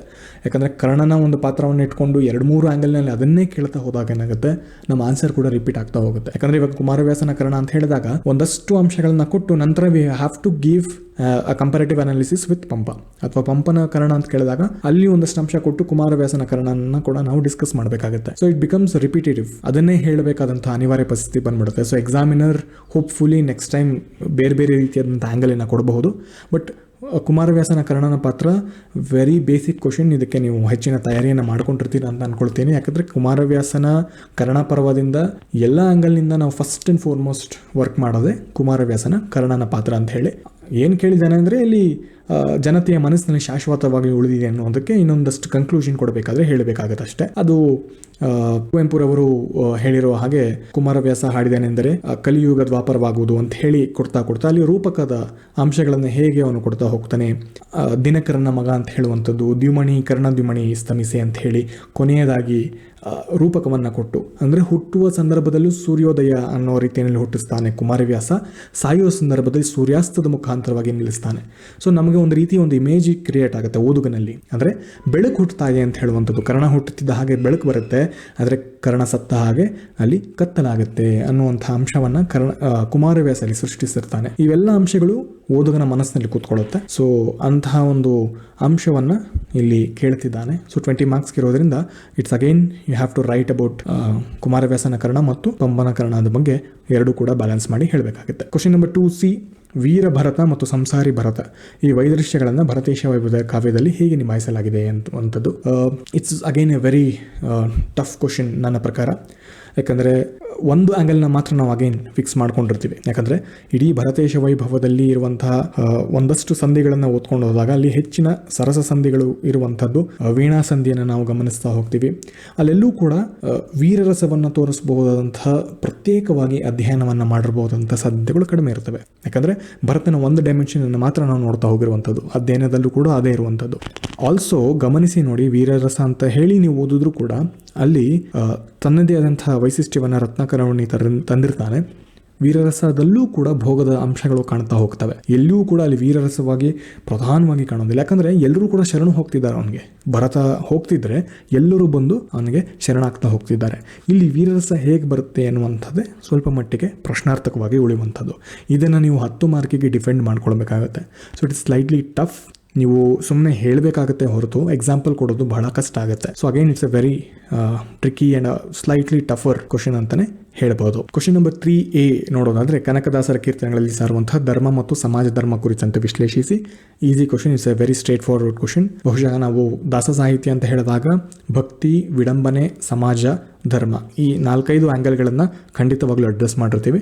ಸೊ ಇಲ್ಲಿ ಧರ್ಮ ಮತ್ತು ಸಮಾಜ ಧರ್ಮ ಎರಡನ್ನ ಕೇಳ್ತಿದ್ದಾರೆ, ಹಾಗಾಗಿ ಇದನ್ನು ಬ್ಯಾಲೆನ್ಸ್ ಮಾಡುವಂಥದ್ದು ಬಹಳ ಸುಲಭ ಆಗುತ್ತೆ. 3C ವಚನಗಳಲ್ಲಿ ಕಂಡುಬರುವಂತಹ ಅನುಭವ ಮತ್ತು ಅನುಭಾವಗಳ ಸ್ವರೂಪಗಳನ್ನು ಕುರಿತು ಚರ್ಚಿಸಿ ಅನ್ನುವಂಥದ್ದು. ಇದು 10 ಮಾರ್ಕ್ ಆಗಿರೋದ್ರಿಂದ ಸ್ವಲ್ಪ ಈಸಿಯಾಗಿ ಫೇಸ್ ಮಾಡಬಹುದು. ಜಾಸ್ತಿ ಮಾರ್ಕ್ಸ್ಗೆ ಕೊಟ್ಟಾಗ ಸ್ವಲ್ಪ ಕಷ್ಟ ಆಗುತ್ತೆ. ಅನುಭವ ಅದು ಸಾಮಾಜಿಕವಾಗಿ ಆಗಿರುವಂಥದ್ದು, ಎಕ್ಸ್ಪೀರಿಯನ್ಸ್. ಅದು ಅನುಭವ ಅನ್ನುವಂಥದ್ದು ಮೆಟಫಿಸಿಕಲ್, ಅದು ಒಳಗಿನಿಂದ ಆಗುವಂಥದ್ದು.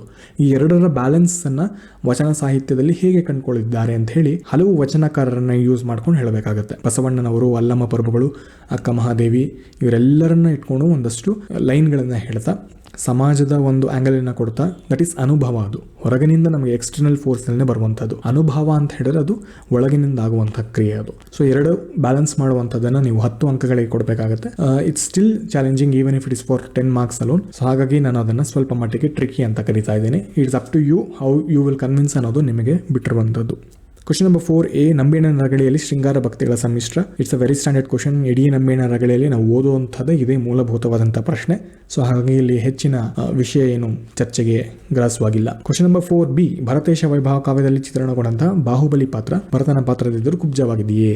Again very challenging question. ಯಾಕಂದ್ರೆ ನಾವು ಭರತನ ಫೋಕಸ್ ಮಾಡ್ಕೊಂಡು ಓದ್ತಿರ್ತೀವಿ. ಬಾಹುಬಲಿಯ ಅಂಶ ಅಂತ ಹೇಳಿದ್ರು ಕೂಡ ಅಲ್ಲಿ ಬಹುಶಃ 1 ಅಥವಾ 2 ಪೇಜ್ನಷ್ಟು ಮಾಹಿತಿ ಗೊತ್ತಿರುತ್ತೆ. ಇಲ್ಲೂ ಕೂಡ ನಾವು ಪಂಪನ ಜೊತೆಗೆ ಹೋಲಿಕೆ ಮಾಡ್ತಾ ಹೋಗ್ಬೇಕಾಗುತ್ತೆ. ಯಾಕಂದ್ರೆ ಪಂಪನಲ್ಲಿ ಬಾಹುಬಲಿ ದೊಡ್ಡ ಸ್ಥಾನವನ್ನ ಪಡಿತಾ ಹೋಗ್ತಾನೆ, ಭರತ ಅಲ್ಲಿ ಸಣ್ಣವನ್ನಾಗಿ ಕಾಣ್ತಾನೆ. ಕಂಪ್ಲೀಟ್ ಆಪೋಸಿಟ್ ಇಲ್ಲಿ ಬರುವಂತದ್ದು ಭರತೇಶ ವೈಭವದಲ್ಲಿ. ಅದನ್ನ ಕನ್ವಿನ್ಸ್ ಮಾಡುವಂಥದ್ದು ಗೊತ್ತಿದ್ರು ಕೂಡ 1-1.5 ಇನ್ಫಾರ್ಮೇಶನ್ ಇಟ್ಕೊಂಡ್ರು ಕೂಡ ಅದನ್ನು 20 ಮಾರ್ಕ್ಸ್ಗೆ ಹೇಳುವಂಥದ್ದು ಇದೆಯಲ್ಲ, ಅದು ವೆರಿ ಚಾಲೆಂಜಿಂಗ್ ಕ್ವಶನ್. ಸೊ ಇಲ್ಲಿ ಭರತನ ಬಗ್ಗೆ ಅಥವಾ ಬಾಹುಬಲಿಯ ಬಗ್ಗೆ, ಪಂಪನ ಬಗ್ಗೆ ಏನು ಓದ್ತಿರ್ತೀವಿ ಅಲ್ಲಿ ಈ ಅಂಶಗಳನ್ನು ಅಧ್ಯಯನ ಮಾಡುವಂಥದ್ದು ಒಳ್ಳೆಯದು. ಅದಕ್ಕೋಸ್ಕರ ನಾನು ಯಾವಾಗಲೂ ಹೇಳ್ತಿರ್ತಿದ್ದೇನೆ, ಒಂದು ಘಟನೆಯನ್ನು ಇಟ್ಕೊಂಡು ಅದರ ಸುತ್ತ ಯಾವೆಲ್ಲ ಅಂಶಗಳನ್ನು ನೀವು ಪೋಣಿಸ್ಕೊಳ್ಬಹುದು ಅದನ್ನು ಮಾಡ್ಕೊಳ್ಬಹುದು. ಈಗ ನಾವು ಕುಮಾರವ್ಯಾಸನ ಕರ್ಣ ಅಂತ ಹೇಳಿದಾಗ ನಾನು ಹೇಳ್ತಾ ಇದ್ದೆ, ಕುಮಾರವ್ಯಾಸನ ಕರ್ಣ ಬೇರೆ, ಪಂಪನ ಕರ್ಣ ಬೇರೆ, ಹೌದು. ಆದರೆ ಅಧ್ಯಯನ ಮಾಡಬೇಕಾದ್ರೆ ಎರಡೂ ಆ್ಯಂಗಲ್ಗಳನ್ನು ಒಟ್ಟೊಟ್ಟಿಗೆ ಓದಬೇಕಾಗತ್ತೆ. ನೀವು ಪೊಲಿಟಿನಲ್ಲಿ ಪ್ರೆಸಿಡೆಂಟ್ ಅಂಡ್ ಗವರ್ನರ್ ಅಂತ ಓದ್ದ ಹಾಗೆ, ಸುಪ್ರೀಂ ಕೋರ್ಟ್, ಹೈಕೋರ್ಟ್ ಓದ್ದ ಹಾಗೆ, prime minister and chief minister ಓದ್ದ ಹಾಗೆ. ಸೊ ನೀವು ಅದನ್ನು ಸಪ್ರೇಟ್ ಇದನ್ನು ಸಪ್ರೇಟ್ ಅಂತ ಓದ್ತೀನಿ ಅನ್ನೋದಕ್ಕೂ ಒಟ್ಟಿಗೆ ಅದನ್ನು ಓದೋದಕ್ಕೂ ಅಲ್ಲಿ ನಡೆಯುವಂಥ ಕಾಮನಾಲಿಟೀಸ್, ಡಿಫ್ರೆನ್ಸಸ್ ಏನಿದೆ ಅಂತ ತಕ್ಷಣ ನಿಮಗೆ ಗೊತ್ತಾಗುವಂತಹ ಅಂಶವೇ ಇಲ್ಲೂ ಕೂಡ ಅದು ವ್ಯಾಲಿಡ್ ಆಗುತ್ತೆ. ಸೊ ಈ ಸಪ್ರೇಷನ್ ಏನಿದೆ ಇದನ್ನು ಮಾಡ್ಕೊಳ್ಳೋದಕ್ಕಿಂತ ನೇರವಾಗಿ ನೀವು ಒಟ್ಟೊಟ್ಟಿಗೆ ಒಂದೇ ಸಂದರ್ಭವನ್ನು ಇಟ್ಕೊಂಡು ಓದ್ಕೊಂಡ್ರೆ ಒಳ್ಳೆಯದಾಗುತ್ತೆ. ಶರಣರ ಭಕ್ತಿ ಮತ್ತು ಸಾಮಾಜಿಕರ ಭಕ್ತಿಯ ಅಂತರಗಳನ್ನು ವಚನ ಸಾಹಿತ್ಯ ಹಿನ್ನೆಲೆ ಗುರುತಿಸಿ. It's again tricky question. ಯಾಕಂದರೆ ಅವರ ಪಾಯಿಂಟ್ ಆಫ್ ವ್ಯೂನಲ್ಲಿ ಭಕ್ತಿ ಅಂದರೆ ಏನು, ಸಾಮಾಜಿಕ ಅಂದರೆ ನಾರ್ಮಲ್ ಸಿಟಿಸನ್ ಏನಿರ್ತಾನೆ ಅಂಥವನ ವಿಚಾರದಲ್ಲಿ ಭಕ್ತಿ ಅಂದರೆ ಏನು ಅಂತ ಹೇಳುವಂಥದ್ದು. It's a open ended question. ಯಾರಿಗೆ ಹೇಗೆ ಬೇಕಾದರೂ ಬರೀಬೋದು. ಅದನ್ನು ವಚನಗಳ ಜೊತೆಗೆ ಡಿಫೆಂಡ್ ಮಾಡ್ತಾ ಹೋಗಬೇಕಾಗತ್ತೆ. ಅಂದರೆ ಡಂಬಾಚಾರಗಳಾಗಿರಬಹುದು ಅಥವಾ ಒಳ್ಳೆಯ ರೀತಿಯ ಭಕ್ತಿಗಳಾಗಿರಬಹುದು ಅಥವಾ ಒಳ್ಳೆಯ ದಾರಿಗೆ ಕರ್ಕೊಂಡು ಬರುವಂಥ ರೀತಿಯಲ್ಲಾಗಿರಬಹುದು. ಈ ಆ್ಯಂಗಲನ್ನೆಲ್ಲ ಕೊಡ್ತಾ ಹೋಗಬೇಕಾಗತ್ತೆ. So it's again an open end question. So ನೀವು ನೋಡಿದ್ರೆ ಸುಮಾರು ಓಪನ್ ಎಂಡ್ ಕ್ವಶನ್ ಇದೆ, ಸುಮಾರು ಟಫ್ ಕ್ವಶನ್ಸ್ ಇದ್ದಾವೆ. ನೀವು ಎಕ್ಸಾಮ್ ಹಾಲ್ನಲ್ಲಿ ಕೂತ್ಕೊಂಡು ಅದನ್ನು ಚಾಲೆಂಜಿಂಗ್ ಆಗಿ ತೊಗೊಂಡು ಹೇಳುವಂಥದ್ದು ನಿಮಗೆ ಸ್ವಲ್ಪ ಮಟ್ಟಿಗೆ ಕಷ್ಟ ಆಗ್ತಾ ಹೋಗುತ್ತೆ. ಸೊ ಇಲ್ಲಿ ನಡುಗನ್ನಡದ ವಿಭಾಗ ಸ್ವಲ್ಪ ಮಟ್ಟಿಗೆ ಈ ಬಾರಿ ಹೆಚ್ಚಿನ ಮಟ್ಟಿಗೆ ಅವನು ಟ್ರಿಕಿ ಕ್ವಶನ್ಸ್ಗಳನ್ನು ಕೇಳ್ತಾ ಹೋಗಿರೋದನ್ನು ನಾವು ಗಮನಿಸ್ತಾ ಹೋಗ್ಬೋದಾಗತ್ತೆ. ಒಟ್ಟು ಆತ 110 ಅಂಕಗಳಿಗೆ ಈ ಬಾರಿ ಪ್ರಶ್ನೆಯನ್ನು ಕೇಳಿದ್ದಾನೆ ನಡುಗನ್ನಡದಲ್ಲಿ. ಇಫ್ ಯು ಇನ್ಕ್ಲೂಡ್ 4 ಭಾವಾರ್ಥ, 10 ಅಂಕದ 4 ಭಾವಾರ್ಥವನ್ನು ಸೇರಿಸ್ಕೊಂಡ್ರೆ, ಯಾಕಂದರೆ ಪಂಪ ಭಾರತವನ್ನು ನಾವು ಹಳಗನ್ನಡದಲ್ಲಿ ಸೇರಿಸ್ತೀವಿ, ಉಳಿದಿರುವಂತಹ 4 ಇಲ್ಲಿ ಸೇರಿಸಿದ್ರೆ 150 ಅಂಕಗಳಿಗೆ ಬಂದಿರುವಂತಹದ್ದು. ಹಳಗನ್ನಡದಿಂದ 50, ನಡುಗನ್ನಡದಿಂದ 150, ಒಟ್ಟು 200 ಅಂಕಗಳಿಗೆ ಪ್ರಶ್ನೆಯನ್ನ ಸೇಮ್ ಫಾರ್ಮ್ನಲ್ಲಿ ಇಟ್ಟಿದ್ದಾನೆ. ಯಾವುದೇ ಬದಲಾವಣೆ ಇಲ್ಲ. ಬಟ್ ನಡುಗನ್ನಡದಲ್ಲಿ ತುಂಬಾ ಚಾಲೆಂಜನ್ನ ಅಥವಾ ಸ್ಟ್ಯಾಂಡರ್ಡನ್ನು ಸ್ವಲ್ಪ ಜಾಸ್ತಿ ಮಟ್ಟಿಗೆ ಇಟ್ಟಿರೋದನ್ನ ನಾವು ಗಮನಿಸ್ತೀವಿ. ಇನ್ನು ಮುಂದೆ ವಿಭಾಗ 2ಕ್ಕೆ ಬರೋದಾದರೆ ಹೊಸಗನ್ನಡದಲ್ಲಿ 120 ಅಂಕಗಳಿಗೆ ಈ ಬಾರಿ ಪ್ರಶ್ನೆಯನ್ನು ಕೇಳಿದ್ದಾನೆ. ಬೆಟ್ಟದ ಜೀವ ಕಾದಂಬರಿಯಲ್ಲಿ ಮನುಷ್ಯ ನಿಸರ್ಗಗಳ ಸಂಬಂಧ ಬೇಸಿಕ್ ಕ್ವಶನ್. ಬೆಟ್ಟದ ಜೀವದಲ್ಲಿ ನಾವು ಮೊಟ್ಟ ಮೊದಲಿಗೆ ಉತ್ತರಿಸುವಂಥದ್ದೇ ಈ ಒಂದು ಪ್ರಶ್ನೆ. ತುಘಲಕ್ ನಾಟಕದಲ್ಲಿ ಧರ್ಮ ಮತ್ತು ರಾಜಕಾರಣದ ಸಂಘರ್ಷ yet again it's a very basic question. ಇದನ್ನು ನಾವು ಫಸ್ಟ್ ಅಡ್ರೆಸ್ ಮಾಡಿರ್ತೀವಿ. ತುಘಲಕ್ ನಾಟಕದಲ್ಲಿ ಹೇಗೆ ಧರ್ಮ ಮತ್ತು ರಾಜಕಾರಣದ ಸಂಘರ್ಷಗಳು ನಡೀತಿದೆ ಅನ್ನುವಂಥದ್ದು. ಮೂರನೇದು ಧರ್ಮಕೊಂಡದ ಕತೆ ಅಂತ ಈ ಬಾರಿ ಕೇಳಿದ್ದಾನೆ. ಪ್ರತಿ ಬಾರಿ ಒಟ್ಟು 25 ಸಣ್ಣ ಕಥೆಗಳಿದೆ. 25ರಲ್ಲಿ ಯಾವುದು ಬೇಕಾದರೂ ಕೇಳಬಹುದು. ನಿವೃತ್ತರಿ ಕೇಳಿದ್ದಾನೆ, ಕ್ಷಿತಿಜ ಬಂದಿದೆ, ಅಮಾಸ ಕೇಳಿರಬಹುದು. ಅದು ಬಿಟ್ಟರೆ ನಮಗೆ ಅಬಚೂರಿನ ಪೋಸ್ಟ್ ಆಫೀಸ್ ಬಗ್ಗೆ ಕೇಳಿರಬಹುದು. ಈ ಬಾರಿ ಧರ್ಮಕೊಂಡದ ಕತೆ ಅಂತ ಇದೆ. ಇಲ್ಲಿ ನಾನೇನಕ್ಕೆ ಸ್ವಲ್ಪ ಮಟ್ಟಿಗೆ ಕ್ಲಿಷ್ಟ ಅಂತ ಹೇಳಿದ್ದೀನಿ ಅಂತ ಹೇಳಿದ್ರೆ, ಕೆಲವರು ರಿಪೀಟೆಡ್ ಕ್ವಶನ್ಸ್ಗಳನ್ನು ಮಾತ್ರ ಅಡ್ರೆಸ್ ಮಾಡಿ 25 ಕಥೆಗಳಲ್ಲಿ ಒಂದು 8ರಿಂದ 10 ಕಥೆಗಳನ್ನು ಮಾತ್ರ ಓದಿರ್ತೀನಿ, ಸಾಕಾಗತ್ತೆ ಅಂತ ಹೇಳ್ತಿರ್ತಾರೆ. ನನಗೆ ಪರ್ಸನಲ್ ಆಗಿ ಕೇಳಿರುವಂಥ 25 ಕ್ವಶನ್ನೂ ಓದಬೇಕಾ ಅಂತ ಕೇಳೋರಿಗೆ ಈ ಬಾರಿಯ ಪ್ರಶ್ನೆಯನ್ನ ನೋಡಿ ಅಂತ ಹೇಳಲಿಕ್ಕೆ ಇಷ್ಟಪಡ್ತೀನಿ. ಯಾಕಂದ್ರೆ yes, you have to read all the 25 ಕಥೆಗಳ ಪಾತ್ರಗಳನ್ನು ನಿಮಗೆ ಗೊತ್ತಿರಬೇಕು, ಅಲ್ಲಿನ ಕಥಾ ಹಂದರ ಗೊತ್ತಿರಬೇಕು, ನವೋದಯಕ್ಕೆ ಸೇರಿದೆಯೋ, ಪ್ರಗತಿಶೀಲಕ್ಕೆ ಸೇರಿದೆಯೋ, ನವ್ಯಕ್ಕೆ ಸೇರಿದೆಯೋ, ಇದನ್ನು ನಿಮಗೆ ಅರ್ಥ ಮಾಡ್ಕೊಂಡಿರಬೇಕಾಗಿರುತ್ತೆ. ಪ್ಲಸ್ ಅದರಿಂದ ಒಳ್ಳೆಯ ಸ್ವಾರಸ್ಯಕರವಾದಂಥ ವಿಚಾರಗಳನ್ನು ಕೂಡ ನೀವು ಹೆಕ್ಕಿ ಹೇಳಬೇಕಾದಂಥ ಅಂಶಗಳು ಕೂಡ ಇದೆ. ಸೊ ಎಸ್, ಎಲ್ಲ ಸಣ್ಣ ಕಥೆಗಳನ್ನು ನೀವು ಈಕ್ವಲ್ ವೈಟೇಜ್ ಕೊಟ್ಟು ಓದಬೇಕಾಗುತ್ತೆ. ದೇವರ ಕೃತಿಯಲ್ಲಿ ದೇವರ ಕುರಿತ ನಂಬಿಕೆಗಳು yet again it's a very basic question. ಪ್ರಾರಂಭದ 2-3 ಯೂನಿಟ್ನಲ್ಲಿ ಅದು ಅವ್ರು ಹೇಳ್ತಾರೆ, ಎನ್ ಮೂರ್ತಿರಾಯರು ಯಾವೆಲ್ಲ ರೀತಿ ನಂಬಿಕೆಗಳು ಅಂತ. ಪ್ರಾರಂಭದಲ್ಲಿ ನೈಸರ್ಗಿಕ ದತ್ತವಾಗಿ ಬಂದಂತಹ ಮಿಂಚಾಗಿರಬಹುದು, ಮಳೆ ಆಗಿರಬಹುದು, ಈ ರೀತಿ ನಂಬಿಕೆಗಳು ಸ್ಟಾರ್ಟ್ ಆಗಿ ಅದು ಮೂಢನಂಬಿಕೆಗಳು ಕೂಡ ಪ್ರಾರಂಭ ಆಗ್ತಾ ಹೋಗುತ್ತೆ. ಸೊ ಈ ಎಕ್ಸ್ಟ್ರೀಮಿಂದ ಆ ಎಕ್ಸ್ಟ್ರೀಮ್ಗೆ ಹೋಗುವಂಥ ಅಷ್ಟು ಸ್ಪೆಕ್ಟ್ರಮ್ನ ಪಿಕ್ಚರ್ನ ನೀವು ಇಲ್ಲಿ ತೋರಿಸಬೇಕಾಗುತ್ತೆ. ಕ್ವಶನ್ ನಂಬರ್ 6A ಮತ್ತು 6B very straightforward question. Navodaya ಮತ್ತು ನವ್ಯ ಕವಿತೆಯ ಸ್ವರೂಪ ಮತ್ತು ತಾತ್ವಿಕತೆಯ ವ್ಯತ್ಯಾಸವನ್ನು ಉದಾಹರಣೆಗಳು, ಬೇಸಿಕಲಿ ಉದಾಹರಣೆಗಳೊಂದಿಗೆ ಸ್ಪಷ್ಟಪಡಿಸಿ ಅನ್ನುವಂಥದ್ದು. ಇನ್ನೊಂದು ದಲಿತರ ಬದುಕಿನ ದಾರುಣ ಬದುಕಿನಲ್ಲಿ ಒಡಲಾಳದಲ್ಲಿ ಹೇಗೆ ಮೂಡಿದೆ ಅನ್ನುವಂಥದ್ದನ್ನ ಹೇಳಿ ಅಂತ ಹೇಳುವಂಥದ್ದು. ವೆರಿ ಸ್ಟ್ರೇಟ್ ಫಾರ್ವರ್ಡ್ ಕ್ವಶನ್ ಇದು. ನವೋದಯ ನವ್ಯದ ಕಥೆಗಳನ್ನು ಕೇಳಿದ್ದ ಕಳೆದ ಬಾರಿ, ಈ ಬಾರಿ ಕವಿತೆಯನ್ನು ಕೇಳಿದ್ದಾನೆ. ಮುಂದಿನ ಬಾರಿ ಅವನು ನಾಟಕಗಳು ಕೇಳಬಹುದು, ಕಾದಂಬರಿ ಕೇಳಬಹುದು. ಒಂದು ಟಿಪ್ ಏನಂತ ಹೇಳಿದ್ರೆ, ನಿಮಗೆ ಧೋರಣೆಗಳು ಗೊತ್ತಿರಲಿ, ನವೋದಯದ ಧೋರಣೆಗಳೇನು, ನವ್ಯದ ಧೋರಣೆಗಳೇನು, ಇದನ್ನಿಟ್ಕೊಂಡು ಎಕ್ಸಾಂಪಲ್ಗಳನ್ನ ಮಾತ್ರ ಬಿಲ್ಡ್ ಮಾಡ್ತಾ ಹೋಗಿ. ಕಾದಂಬರಿಗಳು ಒಂದಷ್ಟು ಎಕ್ಸಾಂಪಲ್, ನಾಟಕಗಳಿಗೆ ಒಂದಷ್ಟು ಎಕ್ಸಾಂಪಲ್, ಸಣ್ಣ ಕಥೆಗಳಿಗೆ ಒಂದಷ್ಟು ಎಕ್ಸಾಂಪಲ್, ಹೀಗೆ ಎಲ್ಲದಕ್ಕೂ ಒಂದಷ್ಟು ಎಕ್ಸಾಂಪಲ್ಗಳನ್ನ ಕ್ರಿಯೇಟ್ ಮಾಡ್ತಾ ಹೋಗಿ.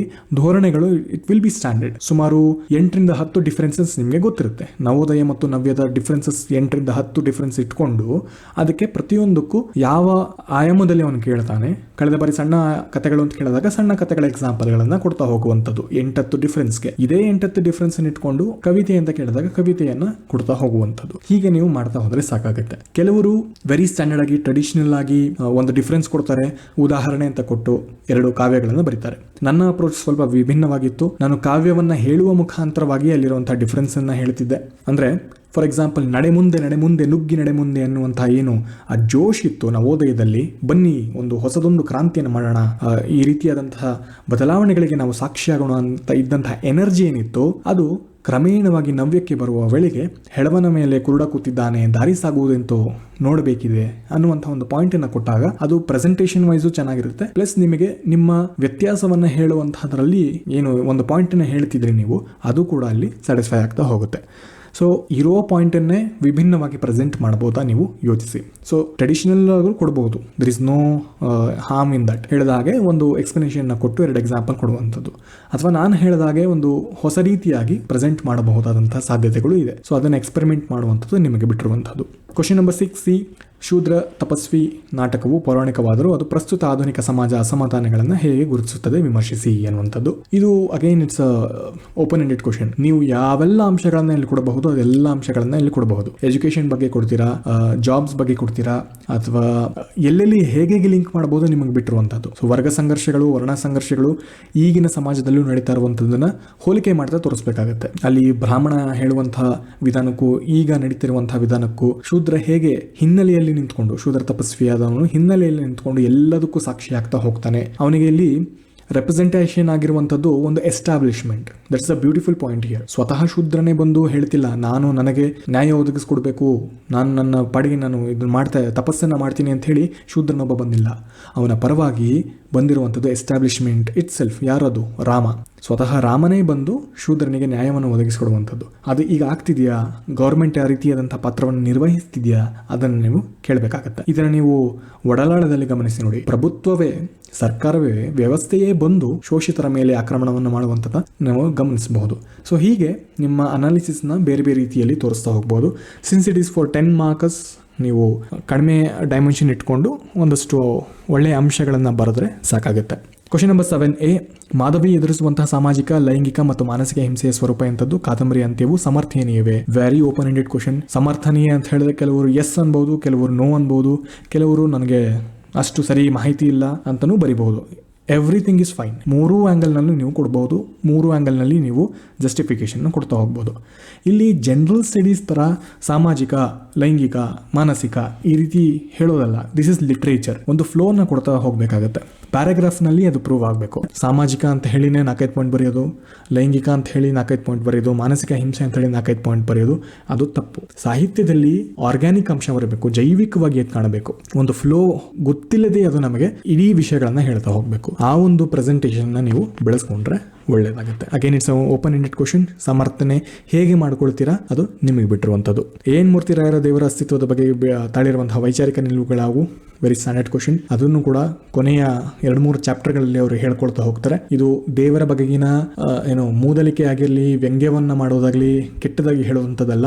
ಬದಲಿಗೆ ದೇವರು ಅನ್ನುವಂಥ ನಂಬಿಕೆ ಎಷ್ಟರ ಮಟ್ಟಿಗೆ ನಮಗೆ ಬೇಕಾಗತ್ತೆ ಅಂತ ಹೇಳಿದ್ರೆ, ಇಲ್ಲಿನ ಶೋಷಿತರಿಗೆ ದನಿಯಾಗಬೇಕಾಗತ್ತೆ, ಕೆಳವರ್ಗದವರನ್ನ ಸಮಾನತೆ ಕೊಡುವಂಥ ಮೂಲಕ ತರಬೇಕಾಗತ್ತೆ, ಶಾಂತಿಯನ್ನು ತರುವ ಮೂಲಕ ತರಬೇಕಾಗತ್ತೆ. ಇವೆಲ್ಲವೂ ಕೂಡ ದೇವರ ಬಗೆಗಿನ ತಾರ್ಕಿಕ ನಿಲುವುಗಳನ್ನು ಇವರು ಹೊಂದಿರುವಂತಹ ಅಂಶಗಳನ್ನು ಅಲ್ಲಿ ತೋರಿಸ್ತಾ ಹೋಗಬೇಕಾಗತ್ತೆ. ಇದು 10 ಅಂಕಗಳಿಗೆ ಕೇಳಿರುವಂಥದ್ದು. Very basic question. ಓವರಾಲ್ 120 ಅಂಕಗಳಿಗೆ ಕೇಳಿರುವಂಥದ್ದು. ಸೊ 3 ಓಪನ್ ಎಂಡೆಡ್ ಕ್ವಶನ್ ನಾನು ತೋರಿಸ್ತೇನೆ ನಿಮಗೆ. ಇನ್ಫ್ಯಾಕ್ಟ್ ಇಡೀ ಹೊಸಗನ್ನಡ it's an open ended question. ನಿಮ್ಮ ಯುನೀಕ್ ಫೀಚರ್ಸ್ ಏನೇನಿದೆ ಎಲ್ಲವನ್ನೂ ಇಲ್ಲಿ ಪ್ರೆಸೆಂಟ್ ಮಾಡಬಹುದು. ಆ್ಯಂಡ್ ಒಳ್ಳೆ ಅಂಕಗಳನ್ನು ಕೂಡ ಕೊಡ್ತಾನೆ. ನನಗೆ ತಿಳಿದ ಮಟ್ಟಕ್ಕೆ ಯಾರೆಲ್ಲ ಚೆನ್ನಾಗಿ ಬರಿತಾ ಹೋಗ್ತಾರೆ, ಯಾರೆಲ್ಲ ಒಂದು ಕನ್ವಿನ್ಸಿಂಗ್ ಪಾಯಿಂಟನ್ನು ಕೊಡ್ತಾ ಹೋಗ್ತಾರೆ, ಸರಿ ತಪ್ಪುಗಳನ್ನು ಮೀರಿದ್ದದು ನೀವು ಸರಿ, ನಾನು ಹೇಳಿದ ಹಾಗೆ ಇದು ಸರಿ ಇದು ತಪ್ಪು ಅಂತ ಇರೋದಿಲ್ಲ. ನಿಮ್ಮ ಯೂನಿಕ್ ಫೀಚರ್ಗಳನ್ನು ಜಸ್ಟಿಫಿಕೇಶನ್ ಕೊಡುವುದರ ಮೂಲಕ ನೀವೇನಾದ್ರು ತೋರಿಸ್ತಾ ಹೋದರೆ ಅಂಕಗಳನ್ನು ಇಲ್ಲಿ ಚೆನ್ನಾಗಿ ಕೊಟ್ಟೇ ಕೊಡ್ತಾನೆ. ಸೊ 120 ಅಂಕಗಳು ಇಲ್ಲಿ ಕೇಳಿದ್ದಾನೆ. ಇನ್ನು ಕೊನೆಯದಾಗಿ ಜಾನಪದ ವಿಭಾಗ. ಇಲ್ಲಿ 80 ಅಂಕಗಳನ್ನು ಈ ಬಾರಿ ಕೇಳಿರ್ತಾನೆ. ಕಳೆದ ಬಾರಿ 60 ಅಂಕಗಳಿಗೇನೋ ಕೇಳಿದ, ಈ ಬಾರಿ 20 ಅಂಕ ಜಾಸ್ತಿ ಆಗಿದೆ. ಹೊಸಗನ್ನಡದಲ್ಲಿ ಇರುವಂತಹ 20 ಅಂಕಗಳನ್ನು ಇಲ್ಲಿ ಹೆಚ್ಚಾಗಿ ಕೇಳಿರುವುದರಿಂದ. ಜಾನಪದ ಗೀತಾಂಜಲಿ ಶೀರ್ಷಿಕೆಯ ಔಚಿತ್ಯ ಅಂತ ಕೇಳಿದ್ದಾನೆ. ಇದನ್ನು ಡಿಫೆಂಡ್ ಮಾಡ್ಕೊಳ್ಬೇಕಾದ್ರೆ ಒಂದಷ್ಟು ಎಕ್ಸಾಂಪಲ್ಗಳನ್ನು ಕೊಟ್ಟು ಇಡೀ ಪುಸ್ತಕದಲ್ಲಿ ಯಾವೆಲ್ಲ ಡೈಮೆನ್ಷನ್ಸ್ಗಳನ್ನು ಕೊಟ್ಟಿದ್ದಾನೆ, ಗೀತಾಂಜಲಿ ಅಂತ ಹೇಳೋದಕ್ಕೆ ಕಾರಣ ಏನು ಅನ್ನುವಂಥದ್ದನ್ನು ತೋರಿಸಬೇಕಾಗತ್ತೆ. ಅಂದರೆ ಎಷ್ಟೆಲ್ಲ ಡೈಮೆನ್ಷನ್ಸ್ಗಳನ್ನು ಸಂಪಾದಕರು ದೇಜಗೌರವರು ತೋರಿಸಿದ್ದಾರೆ, ಅದರ ಮುಖಾಂತರವಾಗಿ ಗೀತೆಗಳಿಗೆ ಒದಗಿಸಿದಂಥ ನ್ಯಾಯವು ಅಲ್ಲಿ ಸಿಕ್ಕಿದೆ ಅಂತ ಹೇಳಿ ತೋರಿಸುವ ಮುಖಾಂತರವಾಗಿ ನೀವು ಜನಪದ ಗೀತಾಂಜಲಿಯ ಶೀರ್ಷಿಕೆ ಔಚಿತ್ಯವನ್ನು ಸಾಬೀತುಪಡಿಸಬೇಕಾಗತ್ತೆ. It's again up to you. ಹೇಗೆ ನೀವು ಅದನ್ನು ಕನ್ವಿನ್ಸ್ ಮಾಡ್ತಿರೋದು ನಿಮ್ಗೆ ಬಿಟ್ಟಿದ್ದು. ಯಾವುದೇ ಗುರುಗಳು ಹೇಳ್ಕೊಡೋಕ್ಕಾಗಲ್ಲ, ಯಾರೇ ಪರ್ಫೆಕ್ಟಾಗಿ ಆನ್ಸರ್ ಅಂತ ಹೇಳೋದಕ್ಕೆ ಸಾಧ್ಯ ಆಗೋದಿಲ್ಲ. ಸೊ ಔಚಿತ್ಯ ಅಂತ ಹೇಳಿದಾಗ ನಿಮಗೆ ಯಾವೆಲ್ಲ ನಿಮ್ಮ ಕನ್ವಿನ್ಸಿಂಗ್ ಪಾಯಿಂಟ್ ಅಂತ ಅನ್ಸುತ್ತೆ ಅದನ್ನೆಲ್ಲ ಪ್ರೂವ್ ಮಾಡ್ತಾ ಹೋಗಬೇಕಾಗುತ್ತೆ. ಬೀದಿ ಮಕ್ಕಳು ಬೆಳೆದ ಕೃತಿಯಲ್ಲಿ ಗಾದೆಗಳ ಒಳಗೊಂಡಂತಹ ಜನತೆಯ ಜೀವನಾನುಭವ ಮತ್ತು ಸಾಮಾಜಿಕ ಚಿಂತನೆಗಳು. Easy question. ಒಂದಷ್ಟು ಎಕ್ಸಾಂಪಲ್ ಕೊಡ್ತಾ ಹೋಗಬೇಕಾಗುತ್ತೆ ಮತ್ತು ಎಲ್ಲ ಡೈಮೆನ್ಷನ್ಸ್ಗೆ ನೀವು ಜಸ್ಟಿಫಿಕೇಶನ್ನ ಕೊಡ್ತಾ ಹೋಗಬೇಕಾಗುತ್ತೆ. ಒಂದು 7-8 ಗಾದೆಗಳನ್ನು ಯೂಸ್ ಮಾಡಿಕೊಂಡು ಕೂಡ ನೀವು ಒಳ್ಳೆ ಆನ್ಸರ್ನ ಇಲ್ಲಿ ಬಿಲ್ಡ್ ಮಾಡಬಹುದು. ಕನ್ನಡ ಜಾನಪದ ಕಥೆಗಳು ಕೃತಿಗಳಲ್ಲಿನ ಹಾಸ್ಯ ಕಥೆಗಳ ಸ್ವಾರಸ್ಯ ಅಂತ ಕೇಳಿದ್ದಾನೆ. ವೆರಿ ಸ್ಟ್ಯಾಂಡರ್ಡ್ ಕ್ವಶನ್ ಇದು. ಇದಕ್ಕಿಂತ ಸ್ಟ್ಯಾಂಡರ್ಡ್ ಕ್ವಶನ್ ಇರುವಂಥದ್ದು ಹೇಗೆ ಜೀಶಂಪ ಅವರು ಕ್ಲಾಸಿಫಿಕೇಶನ್ ಮಾಡ್ಕೊಂಡಿದ್ದಾರೆ ಅನ್ನುವಂಥದ್ದು ಕೇಳ್ತಿದ್ರು. ಈ ಬಾರಿ ಸ್ಪೆಸಿಫಿಕ್ ಆಗಿ ಒಂದನ್ನು ಕೇಳಿದ್ದಾರೆ, ಹಾಸ್ಯ ಕಥೆಗಳು ವಿತ್ ಎಕ್ಸಾಂಪಲ್ ಅಂತ. ಸೊ ನೀವು ಹಾಸ್ಯ ಕಥೆಗಳ ಅಂತ 3-4 ಏನೋ ಒಂದಷ್ಟಿದೆ ಅಲ್ಲಿ. ಹಾಸ್ಯ ಕಥೆಗಳ ಬಗ್ಗೆ ನೀವು ಪರಿಚಯವನ್ನು ಮಾಡ್ಕೊಳ್ಳಿ. ಪ್ರತಿಯೊಂದು ಕಥೆಗಳಿಗೂ ಸಣ್ಣ ಕಥೆ ಬರ್ಕೊಂಡ ಹಾಗೆ ಒಂದಷ್ಟು 2-3 ಲೈನ್ಗಳು ಮತ್ತು ಪಾತ್ರಗಳ ಬಗ್ಗೆ ಟಿಪ್ಪಣಿಯನ್ನು ಮಾಡಿಕೊಂಡ್ರೆ ಬಹಳ ಸುಲಭ ಆಗ್ತಾ ಹೋಗುತ್ತೆ. ಇದನ್ನು ನೀವು ಮಾಡಬೇಕು ಅಂತಿಲ್ಲ, ನಿಮ್ಮ ಫ್ರೆಂಡ್ಸ್ಗೋ ಅಥವಾ ರಿಲೇಟಿವ್ಸ್ಗೋ ಕೊಡಿ. ಕಥೆಯನ್ನು ಅವ್ರಿಗೆ ಓದಕ್ಕೆ ಹೇಳಿ. ಕತೆ ಓದಿದ ನಂತರ ನಿಮಗೆ ಅದನ್ನು 1-2 ನಿಮಿಷದಲ್ಲಿ ಸಮರಿ ಕೊಡೋಕ್ಕೆ ಹೇಳಿ ಅದನ್ನು ನೀವು ಬರ್ಕೊಂಡ್ರೆ ಸಾಕಾಗುತ್ತೆ. ಅದನ್ನು ಇಲ್ಲಿ ಯೂಸ್ ಮಾಡಿ. ಬುದ್ಧಿಯ ಕಸರತ್ತು ಮತ್ತು ಭಾಷಾ ಚಮತ್ಕಾರಗಳ ಸಮ್ಮೇಳನದಿಂದ ಒಗಟುಗಳು ಅಂತ ಕೇಳಿದ್ದಾನೆ. ಈಗ ಒಗಟುಗಳ ವಿಭಾಗ ಇದು ಕೂಡ ಸ್ಟ್ಯಾಂಡರ್ಡ್ ಕ್ವಶನ್, ಆದರೆ 20 ಅಂಕಗಳಿಗೆ ಕೇಳಿರೋದ್ರಿಂದ ಸ್ವಲ್ಪ ಮಟ್ಟಿಗೆ ಇದು ಚಾಲೆಂಜ್ ಆಗ್ತಾ ಹೋಗುತ್ತೆ. But it's again very straightforward question. ಒಗಟುಗಳ ಬಗ್ಗೆ ನೀವೇನೆಲ್ಲ ಅಧ್ಯಯನ ಮಾಡ್ಕೊಂಡಿರ್ತೀರೋ ಅದಷ್ಟರ ಸಮ್ಮರಿಯನ್ನು ಇಲ್ಲಿ ಕೊಡಬೇಕಾಗುತ್ತೆ. ಬುದ್ಧಿಯ ಕಸರತ್ತು ಮತ್ತು ಭಾಷಾ ಚಮತ್ಕಾರ ಅಂತ ಹೇಳಿದಾಗ ಹೇಗೆ ಎರಡೂ ಕೂಡ ಬ್ಯಾಲೆನ್ಸ್ ಆಗ್ತಾ ಇದೆ ಅಲ್ಲಿ ಒಗಟುಗಳ ಮೂಲಕ ಅಂತ ಹೇಳಿ ಹಲವು ಒಗಟುಗಳನ್ನು ಹೇಳುವ ಮುಖಾಂತರವಾಗಿ ನೀವು ಪ್ರೂವ್ ಮಾಡ್ತಾ ಹೋಗಬೇಕಾಗತ್ತೆ. ಒಗಟುಗಳ ಗುಣಗಳನ್ನು ತೋರಿಸಬೇಕಾಗತ್ತೆ, ಅಂದರೆ ಲಕ್ಷಣಗಳನ್ನು ಹೇಳಬೇಕಾಗತ್ತೆ. ಇವಿಷ್ಟನ್ನು ಕೊಡ್ತಾ ಹೋಗ್ಬೋದು. Easy question to a certain extent, ಆದರೆ 20 ಅಂಕಗಳಿಗೆ ಇಷ್ಟು ಹೇಳಬೇಕಾಗಿರೋದ್ರಿಂದ ಸ್ವಲ್ಪ ಮಟ್ಟಿಗೆ ನೀವು ಹೆಚ್ಚು ಟೈಮ್ ಸ್ಪೆಂಡ್ ಮಾಡಬೇಕಾದಂತಹ ಸಂದರ್ಭ ಬರಬಹುದಾಗುತ್ತೆ. ಕೊನೆಯದು ಜಾನಪದ ಸ್ವರೂಪ. ಅದು ಹಿಂದೆ ಕೂಡ 4-5 ಬಾರಿ ರಿಪೀಟ್ ಆಗಿದೆ. ಜನಪದ ಸ್ವರೂಪದ ಸ್ಥಾನಮಾನಗಳಾಗಿರಬಹುದು, ಹೇಗೆ ಅದು ಕನ್ನಡದ ಜನಪದ ಜಗತ್ತಿಗೆ ಕೊಡುಗೆಯಾಗಿ ನಿಂತಿದೆ ನಿಂತಿದೆ, ಏನಕ್ಕೆ ಅದು ಇಂಪಾರ್ಟೆಂಟ್ ಅಂತ ಹೇಳುವಂಥದ್ದು ಎಕ್ಸಾಕ್ಟ್ ಸೇಮ್ ಕ್ವಶನ್ ಇದು. ಸೊ ಗಮನಿಸಿ ನೋಡಿ, ಗೀತೆ, ಗಾದೆ, ಕಥೆ, ಒಗಟು ಮತ್ತು ಜನಪದ ಸ್ವರೂಪ 5 ಕೃತಿಗಳಿಂದ ಒಂದೊಂದು ಪ್ರಶ್ನೆ ಬಂದಿದೆ. ಪ್ರತಿ ವರ್ಷವೂ ಈ ರೀತಿ ಆಗುತ್ತೆ. ಈ ಬಾರಿ ಏನ್ ಮಾಡಿದ್ದಾನೆ, ಇಡೀ ಜನಪದವನ್ನ ಒಂದು ಸೆಕ್ಷನ್ಗೆ ಹಾಕಿದ್ದಾನೆ. ಕಳೆದ ಬಾರಿ ನವೋದಯದ ಕಾದಂಬರಿಗಳನ್ನ ಒಂದ್ ಕಡೆ ಹಾಕಿದ್ದ. ಹೀಗೆ ಯಾವ್ದಾದ್ರು ಒಂದೊಂದು ಎಕ್ಸ್ಪೆರಿಮೆಂಟ್ ಮಾಡ್ತಿರ್ತಾನೆ. But unlike 4 or 5 years ago, ಈಗ ಪ್ರತಿಯೊಂದು ಕೃತಿಯೂ ನಮಗೆ ಮುಖ್ಯ. ಪ್ರತಿಯೊಂದು ಕೃತಿ ಎಲ್ಲಾದ್ರೂ ಬರ್ಬೋದು. ನೋಡಿ, ನೀವು ತುಘಲಕ್ನ ಬಹಳ ಆಳವಾಗಿ ಓದ್ಕೊಂಡಿರ್ಬೋದು, ಆದರೆ ಅವ್ನು ಕೇಳಿರೋದು 10 ಅಂಕಗಳಿಗೆ. ಮುಂದಿನ ಬಾರಿ ತುಘಲಕ್ನ ನೀವು ಸ್ಕಿಪ್ ಮಾಡಿದ್ರೆ 20 ಅಂಕಗಳಿಗೆ ಕೇಳಬಹುದು. ಅಥವಾ ಈ ಬಾರಿ ಜನಪದವೆಲ್ಲ ಒಂದ್ ಕಡೆ ಇದೆ, ಸೊ ಜನಪದ ಸ್ಕಿಪ್ ಮಾಡಿಬಿಡ್ತೀನಿ, ನಾನು ಹೊಸಗನ್ನಡವನ್ನು ಮಾತ್ರ ಓದ್ಕೊಳ್ತೀನಿ ಅಂತ ಅನ್ಕೊಳ್ಬಹುದು. ಆದರೆ ಮುಂದಿನ ಬಾರಿ ಜನಪದ ಮತ್ತು ಹೊಸಗನ್ನಡ ಎರಡನ್ನೂ ಮಿಕ್ಸ್ ಮಾಡಿ ಒಂದೇ ಪ್ರಶ್ನೆಯಲ್ಲಿ ಇಟ್ಟಿರಬಹುದು. ಸೊ ಈ ಎಲ್ಲಾ ಕಾಂಬಿನೇಷನ್ಗಳನ್ನ ಅವನು ಎಕ್ಸ್ಪೆರಿಮೆಂಟ್ ಮಾಡ್ತಾ ಹೋಗ್ತಾ ಇರ್ತಾನೆ ಪ್ರತಿ ವರ್ಷ. ನಾವು ಅದಕ್ಕೆ ತಯಾರಾಗಿ ಇರಬೇಕಾಗುತ್ತೆ. ಸುಮ್ಮನೆ ಒಂದನ್ನು ಸ್ಕಿಪ್ ಮಾಡಿ ಮಾಡ್ತೀನಿ ಅಂತ ಹೇಳುವಂಥದ್ದು, ಹೇಳಿದ್ರೆ 25 ಕಥೆಗಳಲ್ಲಿ ಯಾವುದು ಮುಖ್ಯ ಅಂತ ಹೇಳಿದ್ರೆ ಎಲ್ಲವೂ ಮುಖ್ಯ. ಆಕ್ಚುಲಿ ಕಾವ್ಯಗಳು ಅಂತ ಕೇಳಬಹುದು.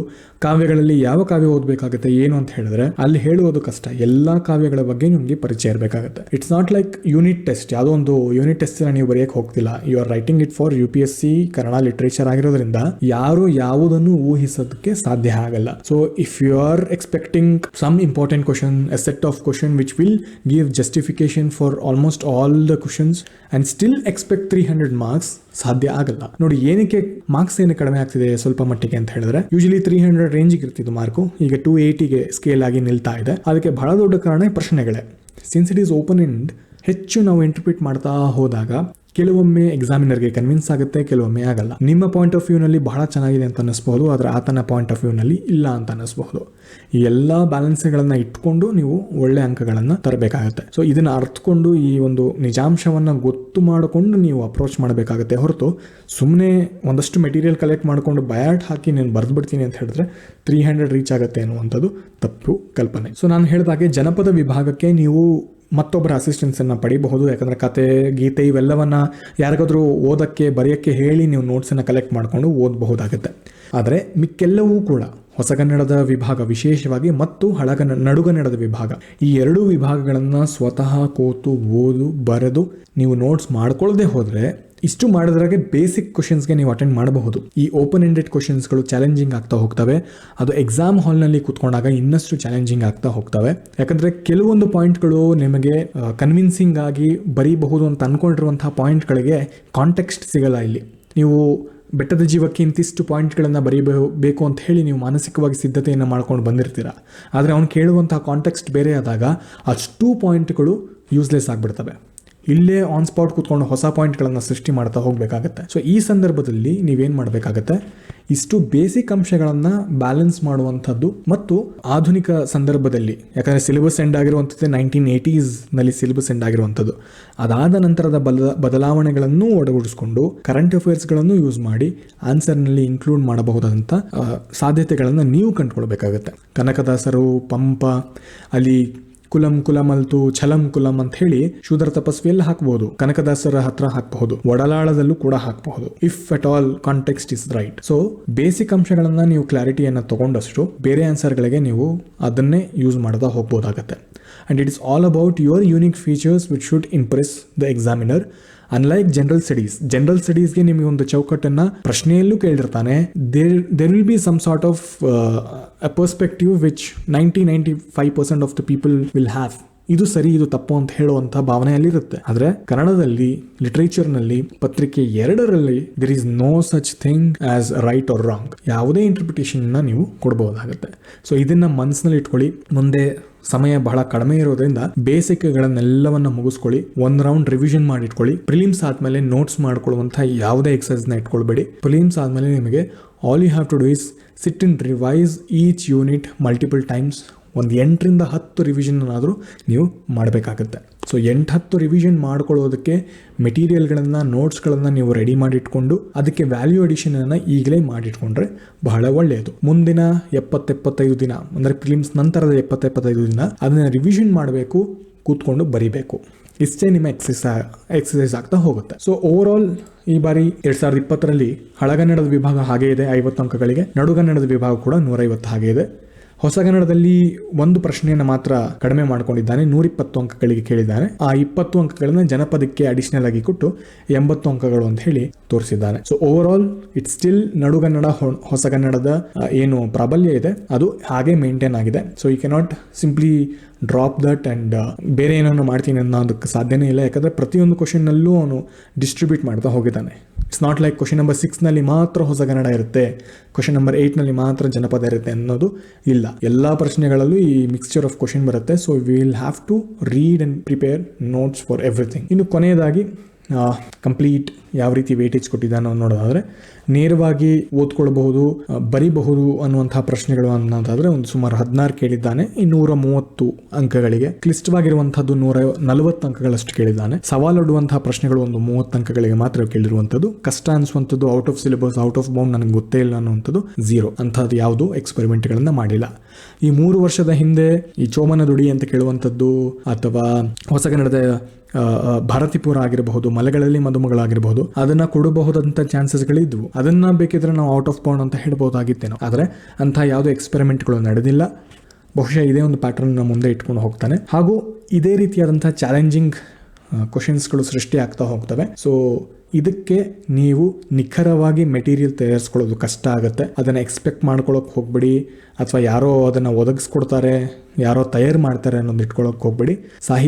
ಸಾಹಿತ್ಯದ ರೀತಿಯಲ್ಲಿ ನೀವೇನಾದ್ರು ಪ್ರಿಪೇರ್ ಆದರೆ ಇಂತಹ ಎಲ್ಲ ಕ್ವಶನ್ಸ್ಗಳನ್ನು ಆರಾಮ್ಸೆ ನೀವು ಫೇಸ್ ಮಾಡ್ಬೋದಾಗತ್ತೆ. And definitely the examiner will know, the evaluator will know that you have done justice to the question. It's not that ಇಲ್ಲಿಂದನೇ ಇದನ್ನೇ ಹೇಳಿದ್ರೆ ಆನ್ಸರ್ ಆಗುತ್ತೆ ಅನ್ನುವಂಥದ್ದು ಎಲ್ಲೂ ಇಲ್ಲದೆ ಇರೋದ್ರಿಂದ ನೀವು ಪ್ರೆಸೆಂಟ್ ಮಾಡುವಂತಹ ವಿಧಾನದಲ್ಲಿ ಅದನ್ನು ಸರಿಯಾಗಿ ತೋರಿಸಬಹುದಾಗುತ್ತೆ. ಸೊ ಇಲ್ಲಿಗೆ ಈ ಒಂದು ಭಾಗ ಮುಗಿದಿದೆ. ನಮಸ್ಕಾರ.